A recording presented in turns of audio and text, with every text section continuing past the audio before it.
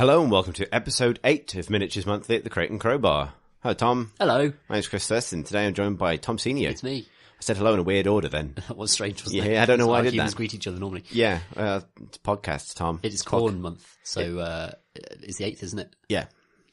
It's the 8th. Well, like we said last month, this means that this is the podcast where we beat each other to death and claim one of the skulls, which is basically what just happened in the game that we'll cover later. It was pretty brutal, yeah. It was pretty bloody. We'll get to that.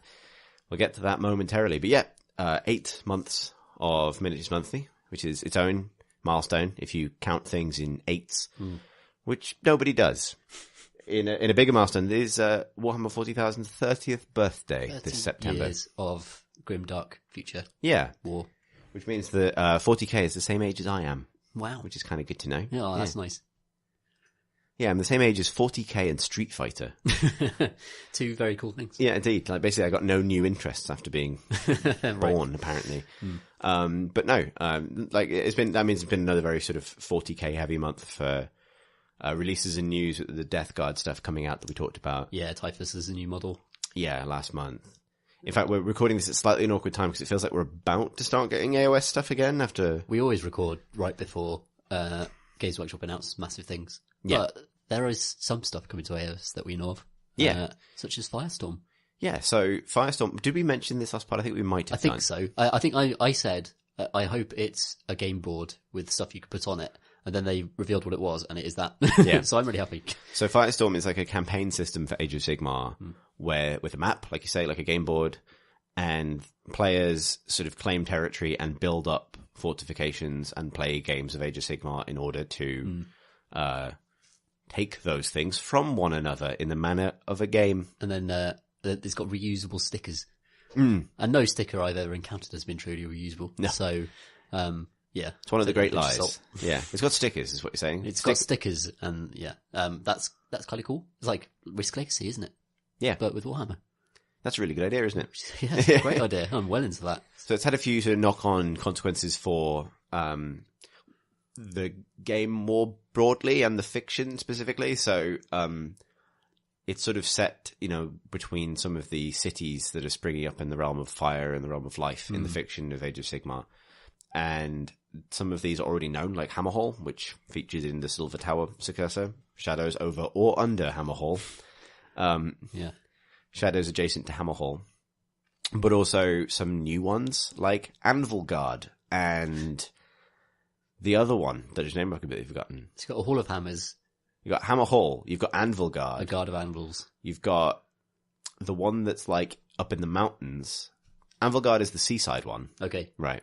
But the interesting thing about this is they're kind of encouraging like mixed order armies, that kind of thing. It's all order, but they're all getting their own city abilities. Yeah. Which are quite interesting, some of them. Like, yeah. They'll encourage you to build armies in a specific way. And also they compensate for losing out on, for example, Stormcast specific abilities or Free People specific abilities, because you have to go back to the generic order allegiance ability to use, say, the Anvil Guard ability. Which isn't very good, but it's interesting. You could take these new abilities, which are a little bit like the standard order one is like leadership buff or something. I think it's reroll battle spell, battle shot tests. Yeah, so I think good, but not very interesting. But the new allegiance abilities associated with the cities, and indeed with the invading powers, like there's a undead fleet of pirates, and they've got their own rule where they can come onto board edges, a bit like Stormcast can on a 3+. So these are quite game changing abilities that some of these patches have access to, which is great. And it's interesting, again, sort of new AOS rules coming through multiple different angles. It's not just books or new models. It's sort of new game systems, like mini game systems that piggyback on an AOS, which is a really nice way of doing it, actually. It feels like the third part in the trilogy of Skirmish to Path to Glory to Firestorm.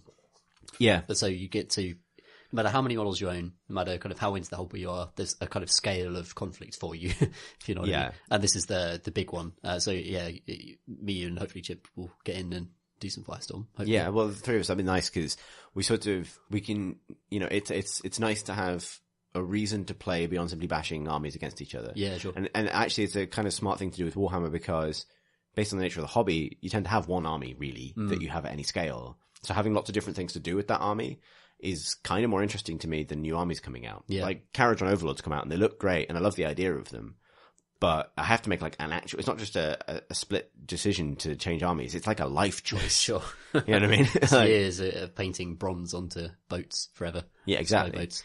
So while it's nice that I've got something new to play again potentially, but also my friends are in the same boat. So literally the same bronze boat. So it's not likely necessarily that you'll even see that stuff in a meaningful way that impacts your game for a while. So GW doing essentially boxes of stickers with new rules is actually not a bad thing when it comes to giving people meaningful ways to play the game. That combining with the allies rule is actually a great way to segue from one army to another. So I've been painting some Wanderers this month, which we'll get onto our hobby stuff, but they're so tiny. The elves are tiny. Like wee little people. Next to a dryad. The dryad's like 1.5 times the size of a normal elf. Like they're crazy huge, and the Stormcaster just dwarf them. It's ridiculous. But yeah, so I've been painting up some Wanderers, and they're going to run alongside some Sylvaneth, and that's not like match play legal, but it's totally like a themey thing to do with an allies force if you're going to be playing a Firestorm campaign. Yeah, absolutely. So I'm really excited for them to be giving us these new ways to play without points and, new ways to rearrange our armies. And I feel like this month, similarly, I've come to a kind of understanding of Tzeentch Demons now. Like, I know what they can do. I like running them.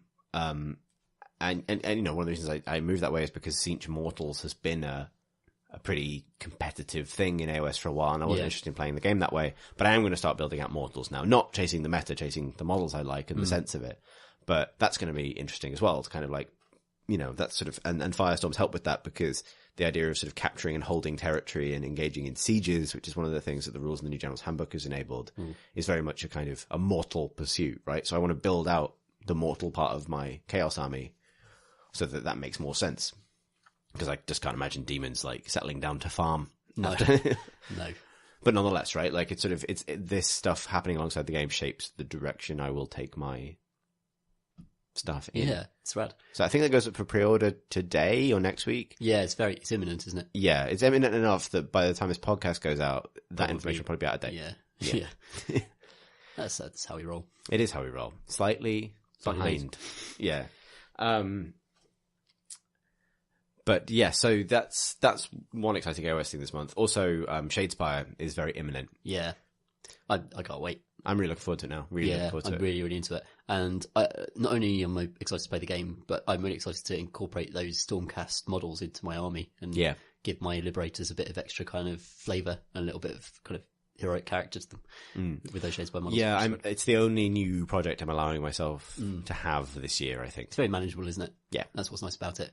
And the boards look really nice. I really like the idea of having your own, because each player brings their side of the battlefield to the thing. And so part of collecting armies is having the board and the cards and the models.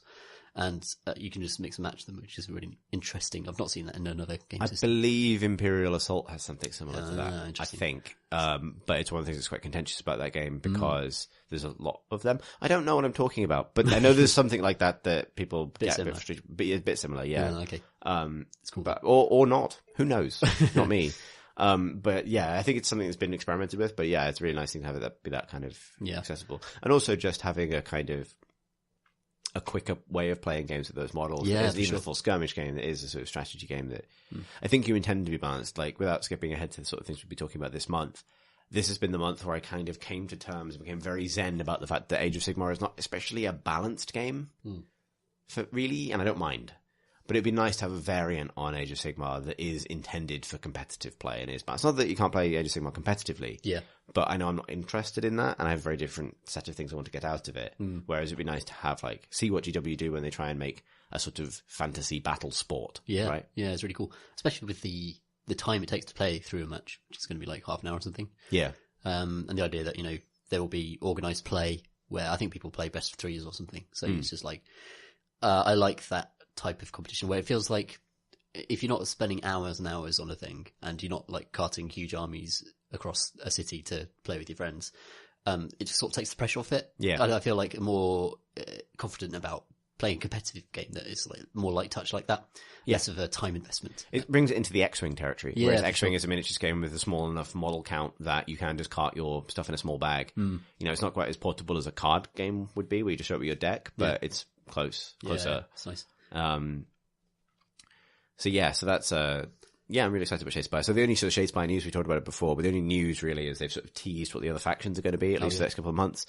So in terms of things people knew about Undead, because there's a new fancy skeleton. Yeah, lovely. Bloodbound and Stormcast.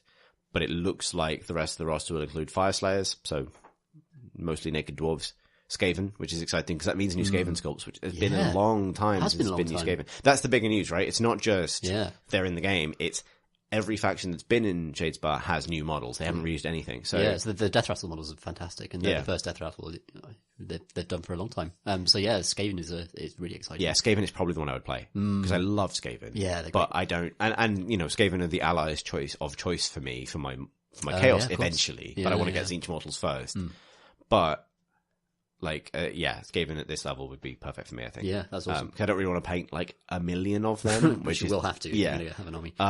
And then the other is looks like Vanguard Hunters, so more Stormcast, but of the wearing pelts variety. Yeah, it's not choice, that one, I think. Unless that's purely illustrative. Like that's the other thing I'm wondering is whether that's just to illustrate the Stormcast are in it. The picture, the piece of art they released is like a sort of death icon in the middle, and then like a shattered glass effect, and in each panel it's implied is a different faction.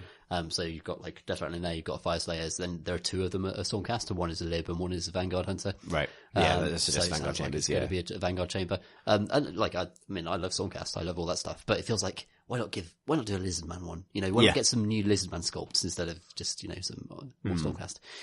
Or something. But it's nicely expandable, and that's a nice thing. Yeah, for sure. Yeah. Actually, that reminds me, just quickly, the only other thing that's been announced in the last month, we didn't write this down on a list of news, is next year's event for Age of Sigmar. Oh, right. Because they showed one model, right? Like the Herald of Death, the Herald of Nagash. Yeah, so next year's, can you remember what it's called? No, the event? No, I can't at all. It sounds like it's going to be like a bunch of heroes they're going to release. Yes. Yeah, but I don't know what it's called. So, I could look it up, but it's too late for that now. So next year there will be a big crossover AOS event, another one, which does suggest that it's, 40k has been so dominant since the months before 8th edition. So most of this year now, really. Yeah. But AOS's event next year, they haven't really revealed much except a new model called the Herald of Nagash, which is a really lovely death model. And it was one of the other first new death models in a while. Yeah. It's really nicely designed, partly because it's sort of a ghost, and sort of a skeleton, and sort of like a armored warrior. Sort of all of those things, which means that you can see it fitting into a Death Rattle force or a Night Haunt force or even maybe a Flesh Eater Courts force, because it's sort of omni-death. And I quite like the idea. I mean, my guess is, because this is Herald of Nagash, that Herald of is the linking thing here, right? Right. Because you could easily have Herald of Archaon, Herald of Gorka Morka, and Herald of Sigmar, and you have the other Grand Alliances. So if those aren't the four things, I'm going to put my line down now. That's what I think this is going to be. That's that's pretty cool. I mean, my big hope is for a big death release next year at some point. Just because Games Workshop kind of said by doing Shadespire and the Herald of Nagash that we're still interested in death. We're not worried that skeletons are easily copied archetype that other companies can produce. Like, they've kind of suggested that actually we make good skeletons. We make the best skeletons, and people will buy our skeletons. They have the best skulls. They got the best skulls, and it is indeed the month of corn. So, that encourages me, and that's just that there will be some, a Nagash army at some point, hopefully. Yeah, I hope so. Genuinely hope so. Yeah, me too. I would immediately collect a death army if they release new death models. I really want to paint millions of skeletons for some reason. It's just more dry brushing. I think it's because it's the complete opposite of Stormcast, where you've got like not very many very shiny things, and then to go to millions of gribbly things is probably the direction I'd move for a second army. Yeah, and death is I just love the idea of death, and Nagash is a great character. Yeah, I would probably go to smaller numbers of more elite things. Yeah, you should collect some Stormcast with a regular number of arms. Yeah, that would be my 2 arms each. Stormcast is great, amazing, incredible. Imagine living in that world. The only other piece of news, I think, that we'll discuss, relatively truncated news section, because there's always stuff going on, although it has felt a little bit quieter. It's such a huge rush of things. Yeah, I think releasing a new edition of 40k is so huge that, that's probably, Games Workshop probably deserve a little bit of a break. And also there are things like, there are new codexes coming along. Yeah, Adeptus Mechanicus Codex is on its way, but it's not necessarily directly relevant to us right now, so that's the other thing. I will collect an AdMech army. Actually, the special AdMech rules they're adding in the codex have convinced me that it's probably more viable than it is at the moment. as an army to play on the tabletop. Like there are ways to keep your dudes alive that they did not have before. So the other news, though, the one thing that is sort of 40k related that did stand out is they've kind of confirmed now that the Horus Heresy books are going to get to Terra. Yeah. Which is the big thing, right? There's north of 40 books in the Horus Heresy series now. Since the beginning of the Horus, before there were Horus Heresy books, basically the only thing people knew about the Horus Heresy with any kind of degree of certainty was basically the circumstances in which Horus dies. Spoilers, everyone, that's the end of the Horus Heresy. That has to happen for 40k to exist. Yes. That is, like, the Emperor fighting Horus on the bridge of Horus's flagship at the end of the Horus Heresy was the only event from the Horus Heresy that's been in 40k fiction since as close to the beginning, basically. And there's the whole Siege of Terra, which is an enormous event, and that hasn't been extensively detailed, I don't think, ever in 40k. They released a board game about it a few years ago. I don't think it's available anymore, actually. No. But now they're going to finally codify it all, and they're going to write probably a series of books around the Siege of Terra. Which is really interesting, because there was, I think, some concern that they were spinning their tires a little bit. Yeah. I mean, there's always stuff going on in the Horus Heresy. It's a big war. But still, like, it's nice to know that, I mean, and all they've really said is that we've had the meetings. Yeah. And novels take a long time. So this is still a matter of years, I suspect. I mean, I can imagine 20 books about the Siege of Terra. Like, I think this is like the second phase of the Horus Heresy project, and you could do so much about the Siege of Terra because it's the point at which so many different factions converge and kill each other, and Primarchs die. And then there are whole novels about the ones that aren't there, like the Ultramarines aren't there. So it's like, yeah, for sure. So I mean, I think it's going to be a huge thing, and they've got their very best authors in. So Dan Abnett's in, and Graham McNeill, yeah, exactly. They've got all their big hitters basically in to hash it out. So that's very exciting. Have you made any further progress with reading? Yeah, I finished it. Yeah, Dark Imperium. Oh, great. Yeah, it was great. I really enjoyed it in the end, actually. It's good, isn't it? Yeah, it comes to life, like, in the last third. It's a really... Sometimes you just need Robert Gilliman to fight a dragon. yeah. Or whatever the hell, a sort of horse-faced demon thing with wings. Yeah, it's great. Really interesting stuff about the Emperor in there as well, at the very end, which I thought was fascinating. And it was a really nice reward for getting to the end, actually. Cause, like, he can't kill Mortarion or anything. It's like, he's got to be a model. He's got to carry on existing. But little revelations about the world like that are enough of a payback for me to read those novels. Yeah. Did you find that it was ungrimdarking it a bit to have Gilliman just show up and be like, come on, what the hell? A little bit. I think that he's, the Ultramarine is supposed to be like the everyman equivalent version of the Space Marines, really. Like, they're supposed to be, apart from the Salamanders, who are just quite nice.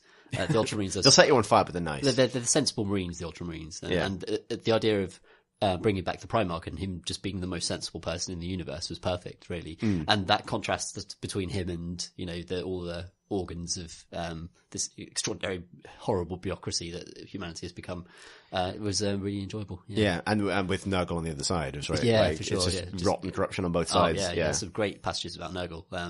I loved when they eventually got around to introducing Mortarion, like what they did with him as a character and his relationship with Nurgle is really, really cool, actually. Yeah. He's not having a good time. No, he's not. He's got...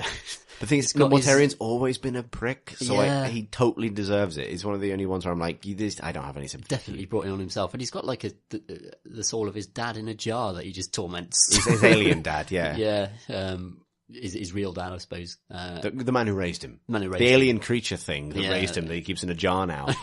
Keeps his soul in a jar and unleashes diseases of the soul upon him. It's like, what is the disease of the soul? I mean, it's the most Nurgle thing ever. It's great.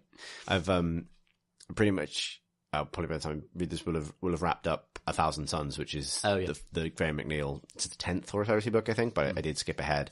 I did take a bit of a break from reading Warhammer novels because I did sort of marathon the first 4 Horus Heresy books. Yeah.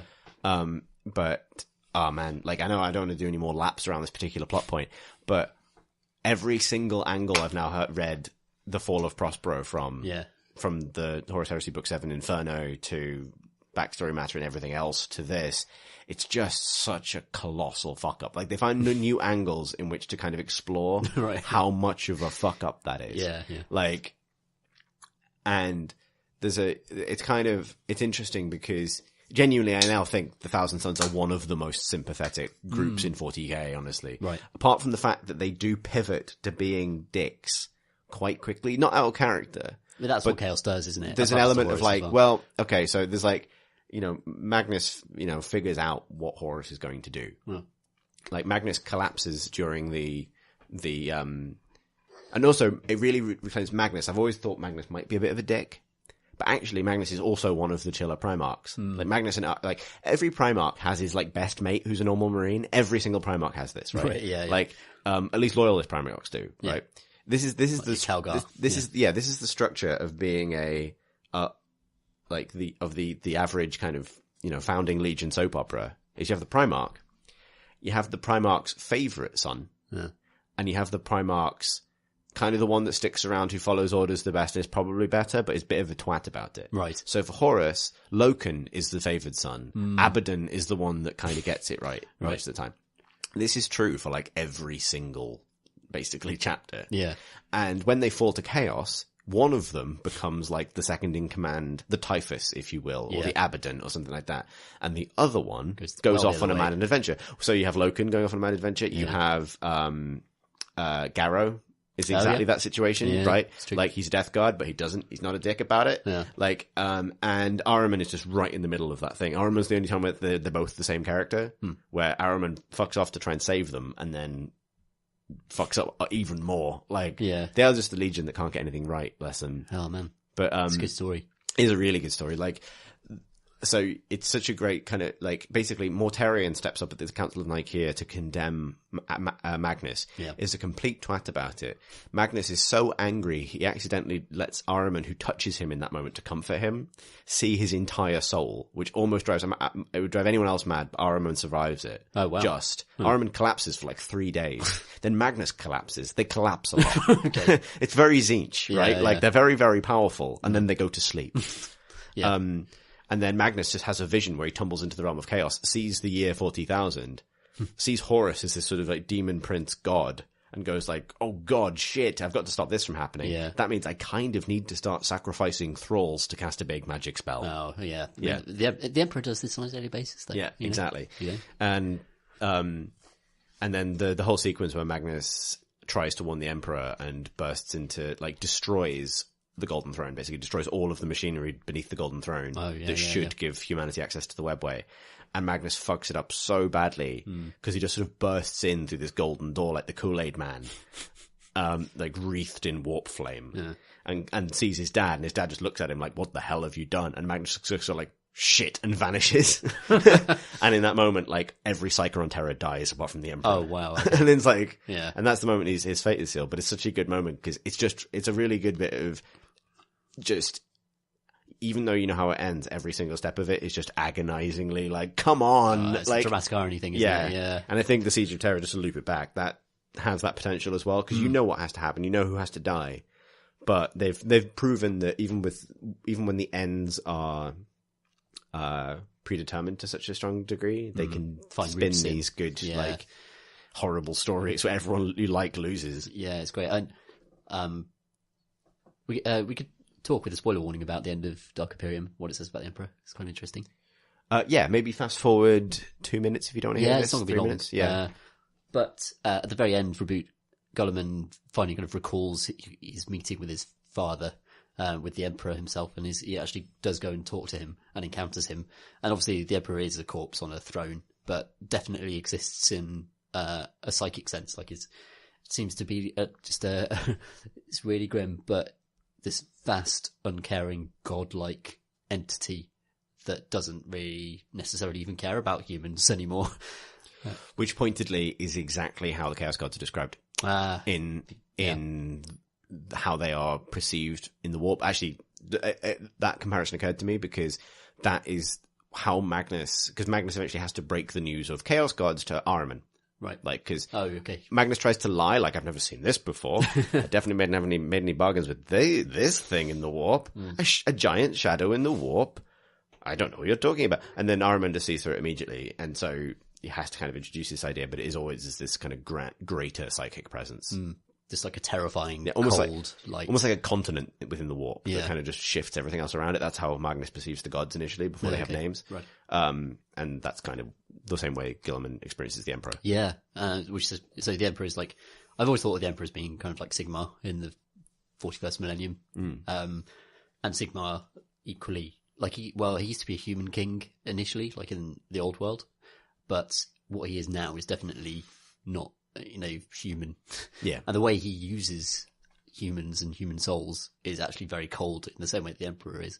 And one of the big things that Reboot Gulliman discusses is like how the thing he obsesses over is how he's referred to by the Emperor, not as a son or as any sort of like emotional connection between them, but as a tool that it's been fashioned as like an automaton or an android that the Emperor has made for a purpose. And the Emperor's pleasure was simply seeing that the tool isn't broken yet, that the tool that he thought was broken is back and he can use that now. And that's the most grimdark thing I think that's happened in the, to loop back to what we were saying earlier about, Reboot Gulliman's sensible, like happy marine versus the grimdark reality.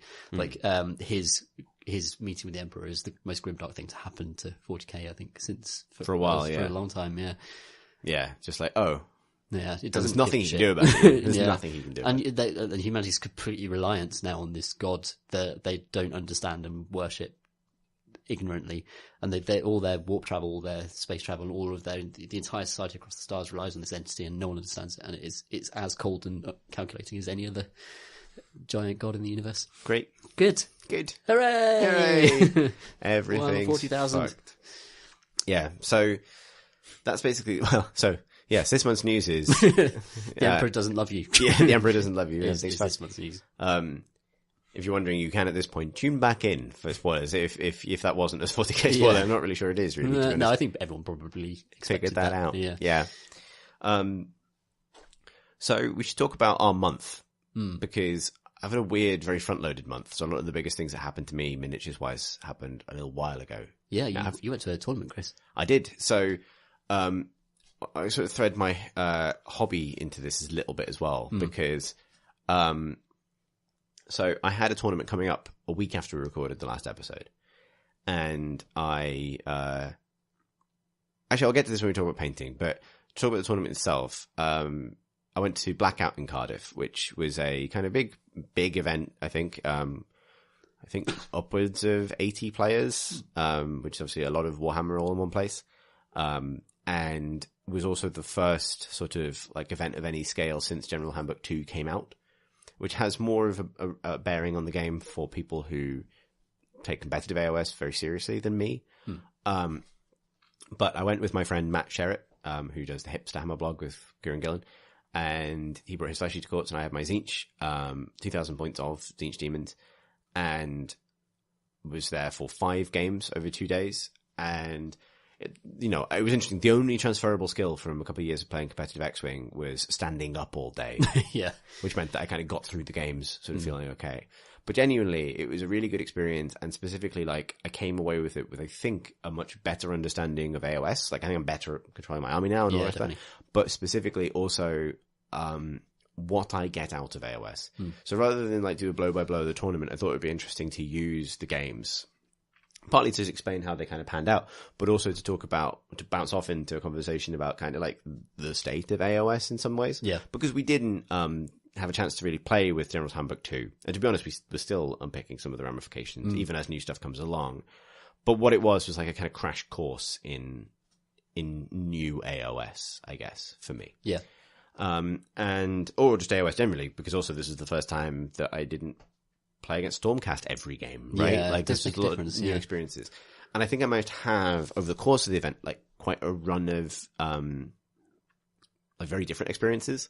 So my first game was easily the best game of the tournament for me, and in terms of having fun, and one of my favorite games of AOS that I've ever played. And it was a guy against a guy called Sam, who is Bottle on a lot of AOS forums. He created the Hinterlands rule set, which is the precursor to Skirmish. Awesome. Really lovely dude, and also really great painter as well. Like, and it felt like, obviously I had a kind of a mono faction force in terms of one Chaos Sorcerer Lord and a shitload of demons. But it felt like both of the armies had kind of been constructed with a very similar sensibility. No battalions, all mixed, just units. Yeah. Built around a theme. So his theme was sort of like mixed order. So really beautifully painted, everything from sort of Wanderers to huge unit of Free Guild, Spearmen, Celestial Hurricanum, General on a Griffin. Nice. elven mage, and even a couple of Kharadron overlords and stuff. Oh, cool. All really nicely painted, all kind of unified. And we were lucky to get one of the really nice terrain boards, which was like a kind of desert scape kind of thing. So immediately we kind of had this feeling of a city's defenders, mixed order kind of rallying forth, would tie well into Firestorm to kind of, and ironically this game took place at the shop Firestorm in Cardiff, but rallying forth to defend the city from this sort of tide of demons. And it was a really interesting game because neither of us were really like power gaming it. The scenario was a relatively straightforward one with just, objectives on either side to take be and hold style. tagged, like take and hold. All of there's 6 new competitive play scenarios for AOS. I've now played 5 of them. I don't know if I have grand insights on them necessarily because I'm not that kind of player, but they do feel, just like smartenings of the previous set. So new rules, like for example, hordes, so units with more than 20 models in them now have, now sort of auto cap things that they're near in some of these scenarios, a bit like Space Marines do in New 40k. Okay, yeah. So it doesn't matter, you sort of automatically you win it unless you're against another horde, which gives hordes something to do other than just have a lot of people. Like they have like a territory control innate ability, which is a cool thing to do.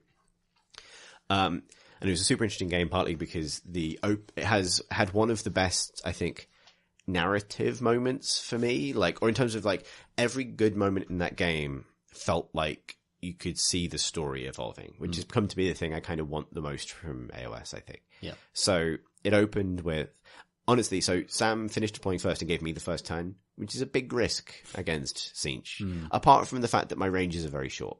So spellcasting, it's a toss-up, right? It gives you your Bellwind Vortex and other things. Yes, I don't think he realised about the Vortex. Even though it was on the board, it was on my sideboard ready to be deployed. Yeah. But basically when someone goes up on the Bellwind Vortex, he becomes a 3-foot threat bubble. And there was also a block of 30 Free Guild Spearmen kind of angling for one of the objectives. So first turn of the game was just this sort of devastating charge/magic from me where the Gaunt Summoner killed 15 spearmen by himself, just set them the hell on fire. Yeah, wow. And then all of my flamers and chariot kind of screamed forward on that flank and completely wiped out that block of spearmen with battle shock because obviously no time to put inspiring presence on them. Yeah. And then on the other flank, my screamers, which are now running in a big block of 6, and I really like them in a big block of 6, just ripped this. It was a Wanderer hero, like one of the archers. Oh, like a Waywatcher. Yeah, like a Waywatcher hero kind of thing. Yeah. Just ripped it to pieces. And it was kind of like, you can imagine this, that archer hero was leading a big block of mixed Free Guild archers. And you kind of imagine this elven kind of archer savant just getting shredded. It's not a good death by space manta rays that then go to close in on the archers because they're so fast. And my Lord of Change was as the ever is, in a big pocket of pink horrors kind of at the back, kind of ready to march forwards. Yeah. And so it was a really good start. And then, it was my opponent's turn, and the Free Guild general on a griffin, who again is one of the old Empire models, big plume, big mustache, probably, very pumped up general. Oh, that's great. Uses his, one of his, I think, New Order allegiance abilities, which is called Strategic Genius, which felt a little ironic in that moment, both because of what had just happened and also what was about to happen. He meant to sacrifice all those people to he did, yeah. your demons. That was part of his plan. Yeah. So most of his army's on fire or being shredded by space manta rays. Part of the plan. Yeah, part of the plan. He uses Strategic Genius, which allows him to use 2 command abilities. So obviously Inspiring Presence is one. I don't remember what the other one was. And then he does a 14-inch move. Other things happen this turn, obviously, like shooting and stuff, but does a 14-inch move and then succeeds in a 10-inch charge. Oh, wow. So he moves 24 inches across the board and just smacks into the pink horrors that are right next to my Lord of Change. And I like to sort of imagine this cinematically as this general on his griffin, with me, men, hammer aloft on his huge double-headed griffin, just flies into the fray, past loads of demon units, going straight for the Lord of Change at the heart of it. And then what happened is, and you've experienced this very recently, he did the worst thing you can do, which is he killed 9 out of 10 horrors. He killed 9 horrors, and that meant the standard bearer survived. And then we rolled off, and I won the roll-off. So it went back to me. So it wasn't a double turn for him, basically. So that's a 50-50 chance. Yeah. And so I obviously had committed to Destiny Dice 1 for the Pink Horrors. So I think I got 3 back. So I had 4 Pink Horrors. And then I had them cast Fold Reality on themselves. Yeah, but D6. Which is D6 back. Or if it's a 1, the unit is wiped out. I rolled a 6. Nice. So then all 10 of them were back. Yeah, that always happens. So nothing had changed. And then the Lord of Change, like, I think Free Guild General on a Griffin is like a 14 wound model. And the Lord of Change just fucking popped off and just annihilated him. Like, so the spell so initially it was like Tzeentch's Firestorm, which is like, so it's set the hell on fire, basically. And then the killing blow is dealt by, Infernal Gateway, which is when the Lord of Change, like, opens a portal into the realm of chaos. Yeah. And so because this was all happening like mid-charge, the way I ended up, my mind's eye picture of it was of this Free Guild General leading this sort of charge the Light Brigade moment straight into the enemy general. And almost like a matador, the Lord of Change just opens this sort of portal into space. The generals go straight through it. The portal closes, and when the general goes through, all the horrors that he thinks he's killed are back. so like it was pure like don't charge a Lord of Change, like you know what I mean, like you. But then what was happening was so good was, so the Fire Slayers that were part of the army, Sam's army, just held the fucking line against like the Chariot and the Flamers and stuff on one flank. Nice. Yeah. And some sort of hero archers managed it on the other flank. The Changeling tried to steal Comet of Cassandora from a Hurricanum, which would have been very funny, but didn't quite come off. Yeah. But also that meant that sort of, obviously you don't have a second general, but the next highest ranking hero in his army was this like high elf sorcerer, which stood at the back and just placed this huge shield down, like a mortal wound shield on everything in his army. Oh, right. And it felt like a real story moment. Like the general just fucks off and dies. Like it's the stupidest death anyone has died. Yeah. And then, the high elf just plants the staff and is like, everyone stand here and don't die. Probably the only other person like on the battlefield with enough knowledge of magic to kind of push back the Tzeentch. And that was the thing. Suddenly, like the wave, like all my damage slows down a lot because it's like a 6 mortal wound save, but it makes a difference given how much damage I put out. For sure. And that meant we had a real game there. And then, but it was still like hugely mine to lose, basically. Except he had 3 Endrin Riggers, which are the Kharadron Overlords that have little balloons strapped to them. Yes. And they have one of them gives up his ability to have a ranged attack in order to carry a big grappling hook around. And then if he wants to in the shooting phase, he can shoot a piece of terrain 24 inches away. Yeah. And the rest of them presumably grab onto him and they just grapple. And he managed to succeed in a 24-inch grapple hook on a rock near my backfield objective, which I'd abandoned in order to hit him more. Okay, that's awesome. And then these like 3 Kharadron Overlords who couldn't decide if they were in it for the money or just being heroes, just like shoot across the battlefield, back cap one of my objectives. The game went to time, but it meant that when it ended, he was ahead by like 1 point. And won on that. And it was just like the best game. Because like, that's amazing. I lost, but it was like, holy shit, like it's such a good story. And the fact that it like opened with catastrophe, but also like comedy catastrophe. Yeah. And actually, like, we'll probably have this conversation, but almost like in defense of mortal wounds to an extent. Yeah. Like, it created that moment where it's like, you didn't realize how much of a gamble this was. Like, don't charge a Lord of Change and assume it's going to go fine and that you're going to understand everything that happens next. Yeah. You know what I mean? It was just like, and you're in space now. Deleted, Like, but yeah, it was an absolutely great game.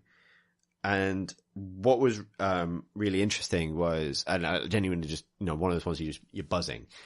Then the next game was super interesting because it was a huge education in how competitive AOS actually works. Right. Because the next game I came up against, and this is, so it works with Swiss, so you play someone else who lost. But my next game was against someone who ended up placing very highly. So obviously they lost the first game, but then sort of bounced back hugely because they beat me, obviously.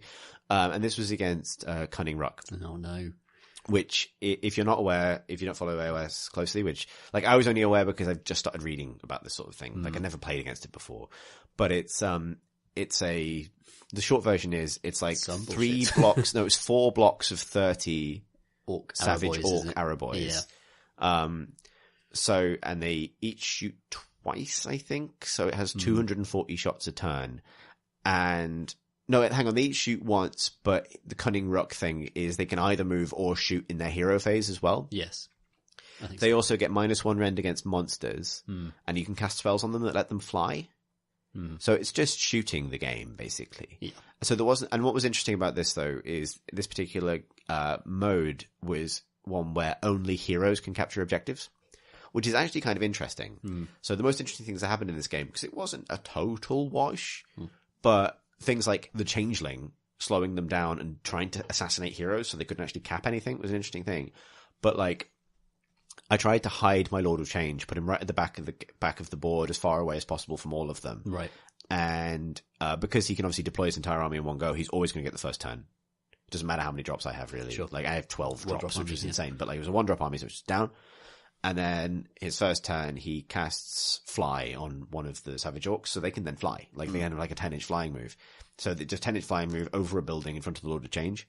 And then they delete the Lord of Change, like, gone, just dead. Like, -1 rend against monsters, shooting 30 times. Weak against shooting as well. Yeah, really weak against shooting.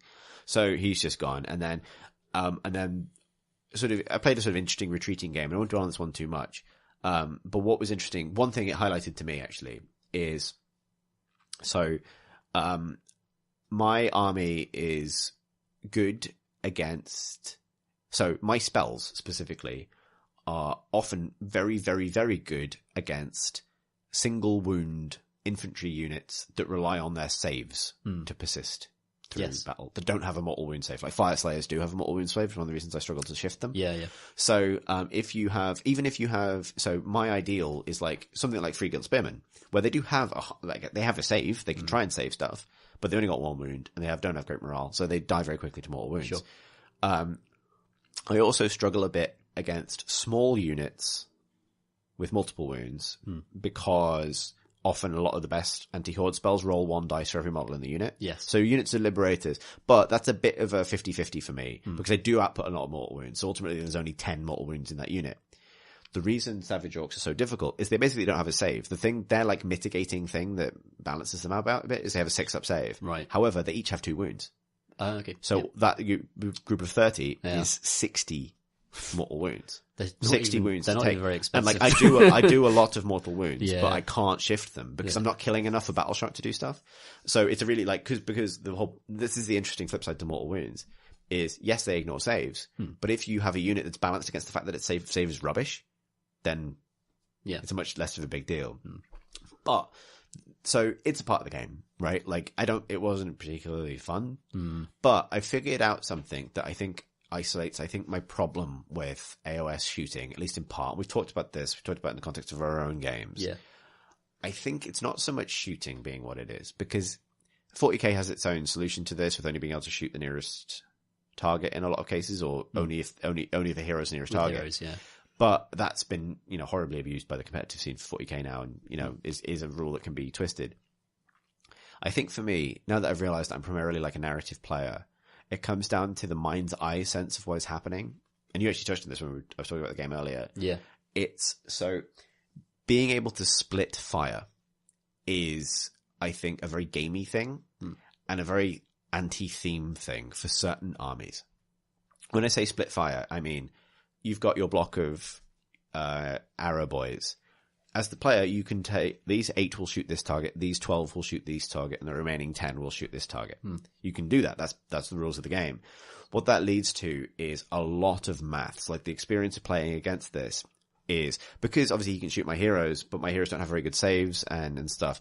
My opponent, who was good at the game, and this is what being good at the game looks like, was figuring out mathematically how many arrows he needed to assign to each of my heroes to basically prevent me from winning the game in a single turn. Yeah. Because if he can kill, my instinct is all of these arrows are going to shoot those guys. But actually the way you play the game is you go, well, in order to get 5 damage through, I need to shoot on average 15 times. So I'm going to roll 15 of these dice into that guy. And mathematically, every single hero in your army is either going to be on dead or on 1 health, because they don't just all shoot in one direction. And this creates this weird sense of being sort of ambushed by like Spec Ops orcs that like just double tap key targets. Just flying and and I can't imagine how that works. It feels like so, and that was what I think maybe by having that be a universal principle, they've almost limited the design space of the game a little bit, because being able to split fire would be a really interesting special ability for like judicators or elves or something, who I can imagine really disciplined. Yeah, like it's something you can imagine elves doing, right? Like the sort of Legolas thing of like these precision archers that can target specific people in a unit. Whereas you have these sort of like most naked sort of war painted orcs that fight with that kind of precision. So not only is it's a weird play experience because you just don't do anything for a bit. Like if you think my hero phase is passive, you have to watch them do the maths of how they're going to pick you apart. Yeah. And it takes a while because you got to figure it out. And, they have systems for like writing down a little note and leaving it next to the unit. Like 14 are going here, 16 are going here, and they roll the dice for each one, and it's buckets of dice. So you just wait to find out how many saves you roll, but they've figured it out. So it doesn't matter. Like you are rolling dice, but it's like, unless you get a miracle roll, it's not doesn't make huge odds. So they might as well roll the dice. Yeah, it becomes very mathsy, units. right? Yeah, like, and there's not a lot of decisions to make. So, and also it becomes a hard experience to sort of you got story. Imagine your way through. Comparing that story to the previous story, right? Where it's like have this. Both games I lost. And I'm happy to lose if it's like the former case. And I was happy to lose anyway because it was just like, as soon as I saw it, I was like, oh shit. Yeah. Well, actually, I thought I might have a decent chance because Siege is good against hordes. Yeah. But as soon as I realized that they both have every model has 2 wounds, it became this huge, like... It's one of those edge cases where you have to build an army to beat it. You have to design an army to beat a cunning rock, basically. Which is what you do if you want to win a tournament. Yeah, and that's fine, I get that. And I'm not there to win a tournament. Yeah, but sure. I was sort of struck by like, it felt like playing a different game. And that's maybe a point to return to. Like, it was like, oh, okay, this isn't the game I'm playing. And I had Matt, the friend that I went with, had an interesting experience of, I think his first game was against a very competitive player who went on to do well, who was a super nice guy, but basically just said, like, you can take one look at Matt's army and know he's going to win. And he's going to have won by turn 2 because the game is not balanced for anyone to beat anyone based on points value. It's balanced for competitive lists to have games against competitive lists. Yeah. So, he basically said, I'm going to win this, but if you want me to explain stuff as we go, let me know. Right. Which is him actually not being a dick. Yeah, because it's true. Because it's better than pretending that you have a chance. Yeah, like, I suppose. It's a little bit sad though, isn't it? Yeah. To travel all that way and bring your army in for that to happen. You have to go know what you're going in for. I think that's the thing. Yeah. So I won't spend ages on the other games, but there were some interesting moments. So my third game was the first one I won, and that was against all Spiderfang Grots, which was like 3 huge Ragnarok spiders and like armies of spider riding goblins, and nothing else. And it turned into this sort of like monster mash slog, basically. Right. Turns out fire really good against spiders, just setting them on fire left and right and center. What was the scenario? It was one of the new ones, and the only thing they messed up is it's the only scenario you play long ways down the board. Okay. There's 2 objectives, one in each territory, and capturing your opponent's one is worth loads. So it is like a sort of tug of war because you're going across the long end, up and down the long end of the board. It was close, but it was a good matchup for me. One of the sort of, the terrible morale of goblins really helped my favor. Like, set half a unit of spider riders on fire, the rest leave. Right. Like, that was just, the way that goes, right? Though. Yeah. That's right. Like, the Ragnarok spiders do shitloads of damage. And the only so there were 2 interesting plays. One is, I set up the Changeling.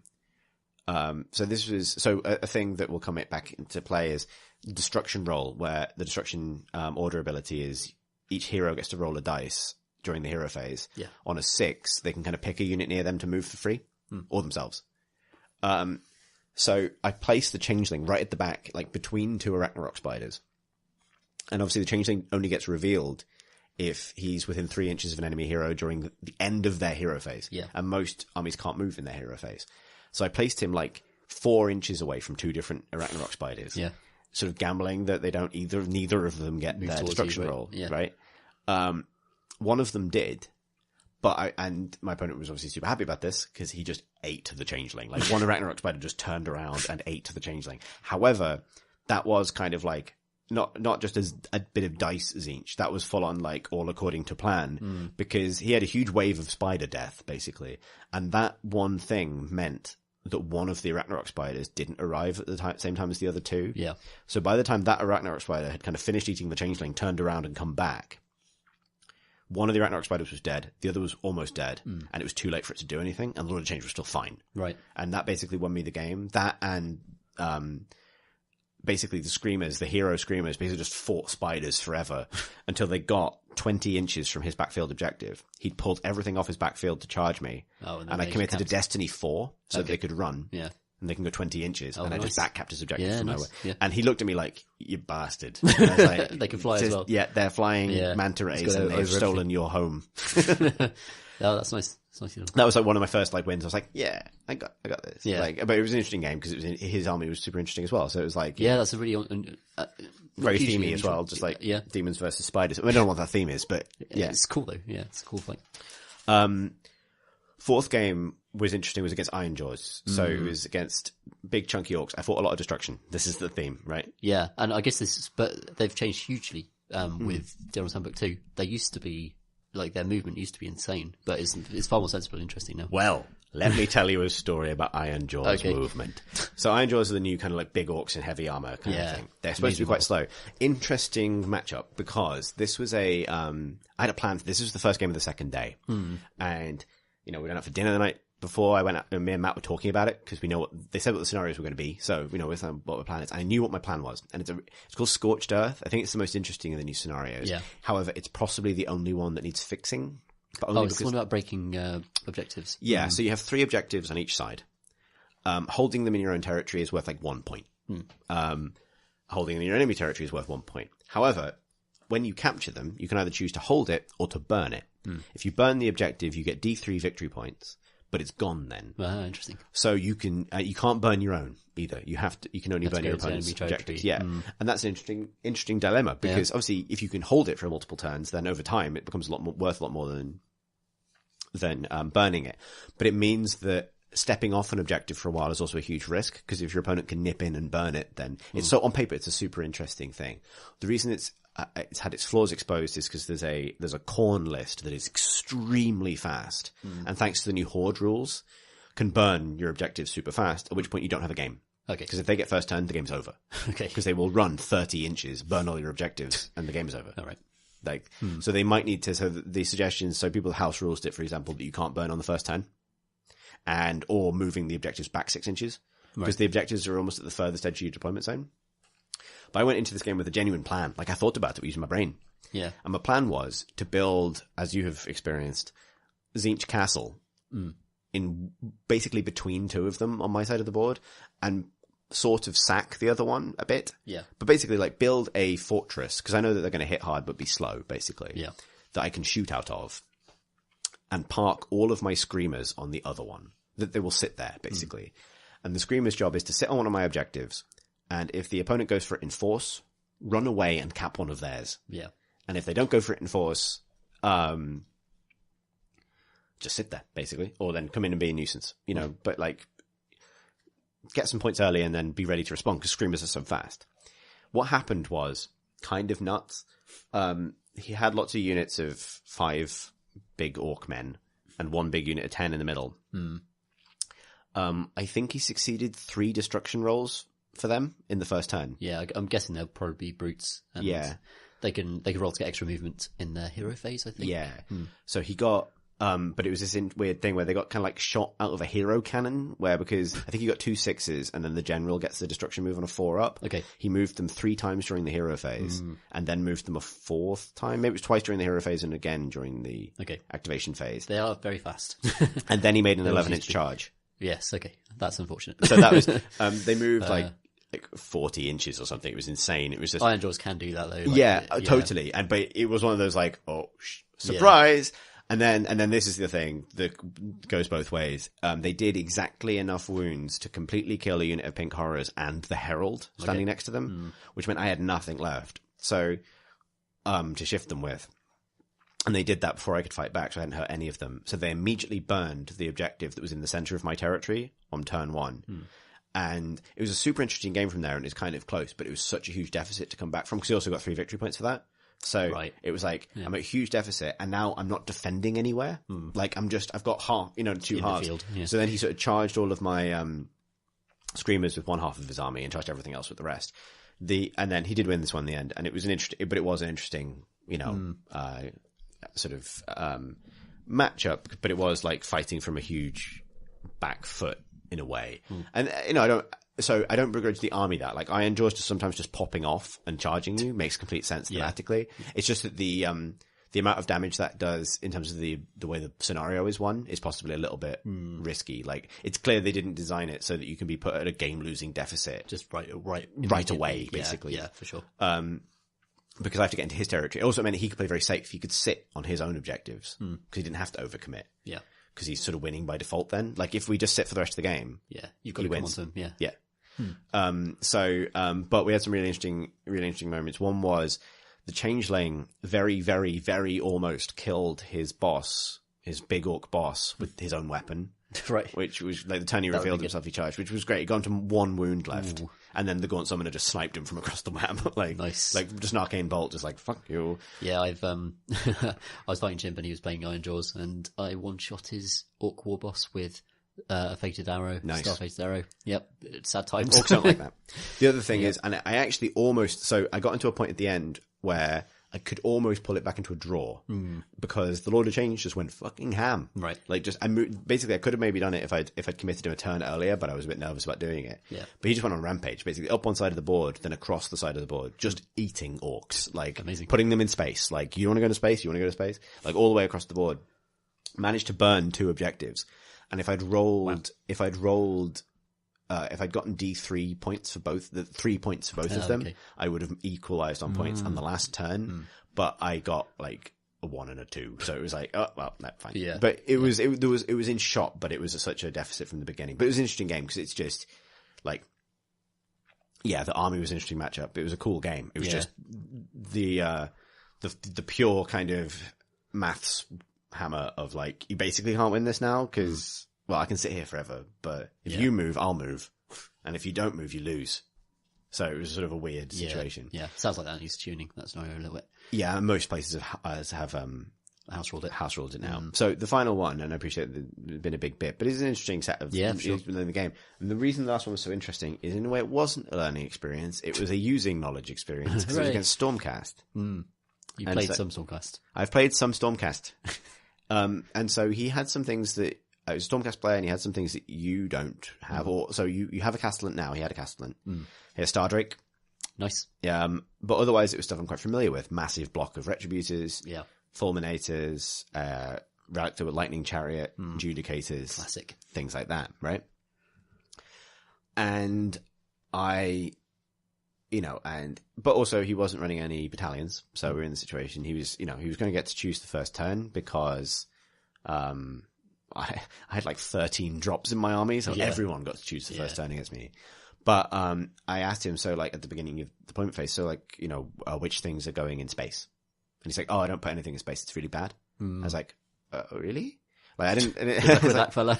Yeah. Good luck with that. I was like, and he's like, yeah, you need them for the objective, so I'm not going to do it. Right. And maybe that's how he feels against some armies. But I felt like telling him, like, don't do that against me.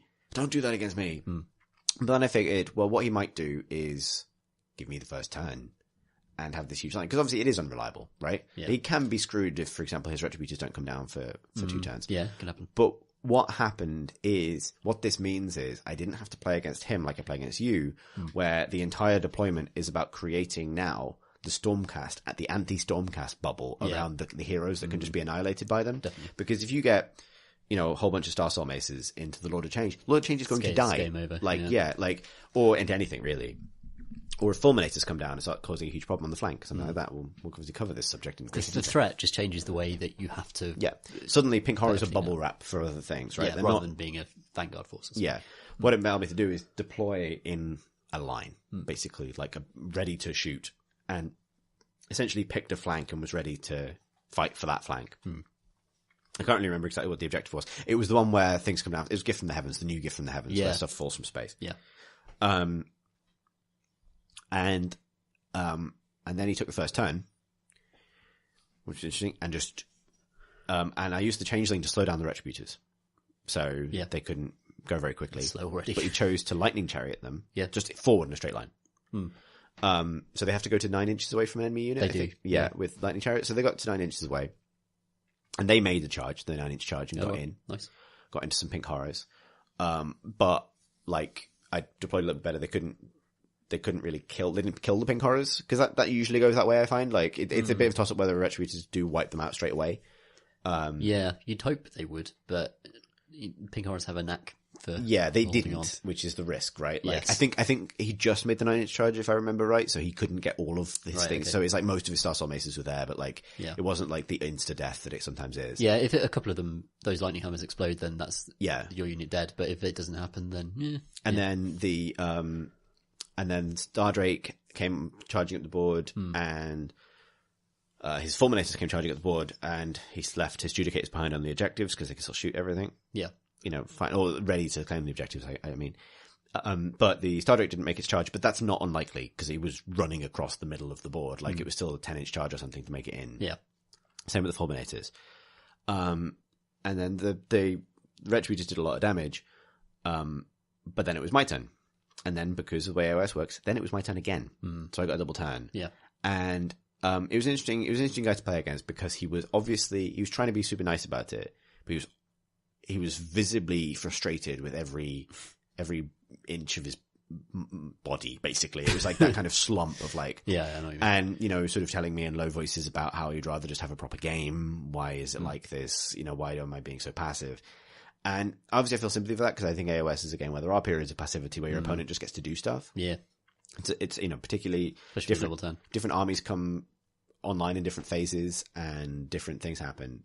And actually there were a moment, like, I thought I'd been clever. I'd kept the Screamers back to attack his Star Drake because they do D3 damage against monsters, which felt like a big deal. Yeah.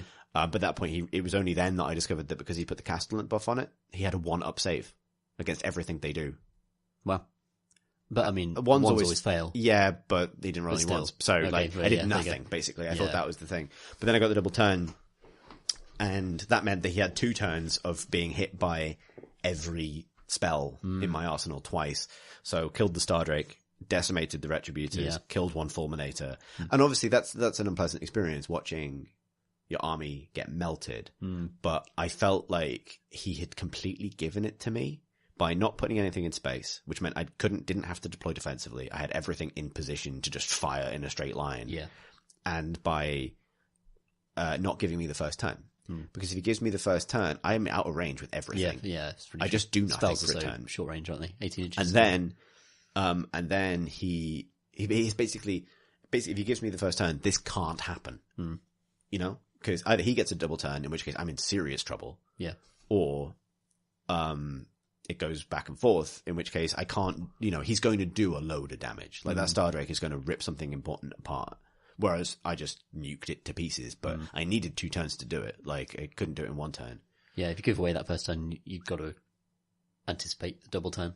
Like, you've just got to anticipate it. Like, yeah, and that's, and I get that. It's a kind of weird thing about AOS. But what was interesting about it was, I think, I kind of was talking to the guy about it afterwards. It was like, I feel like I won this game because I played against so much against Stormcast. Like, I knew how to, as soon as I knew I had this advantage in deployment, it's like, this is how you get a winning position from this.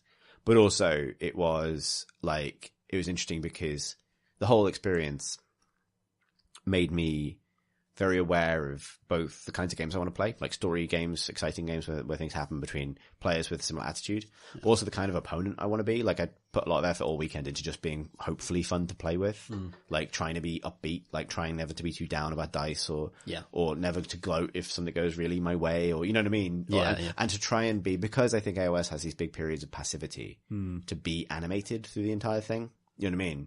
Yeah. Like, to be involved even if I'm not doing anything. And I think it's a weird thing because I think there are weaknesses in the way the game is designed that create periods of passivity for players. Yeah, I think that is a problem with it, actually. Especially when it comes to complex phases, like magic and shooting, where one person just rolls dice for 20 minutes and the other person literally has nothing to do with it, really. Yeah. And there aren't any interesting decisions being made on the part of the person defending.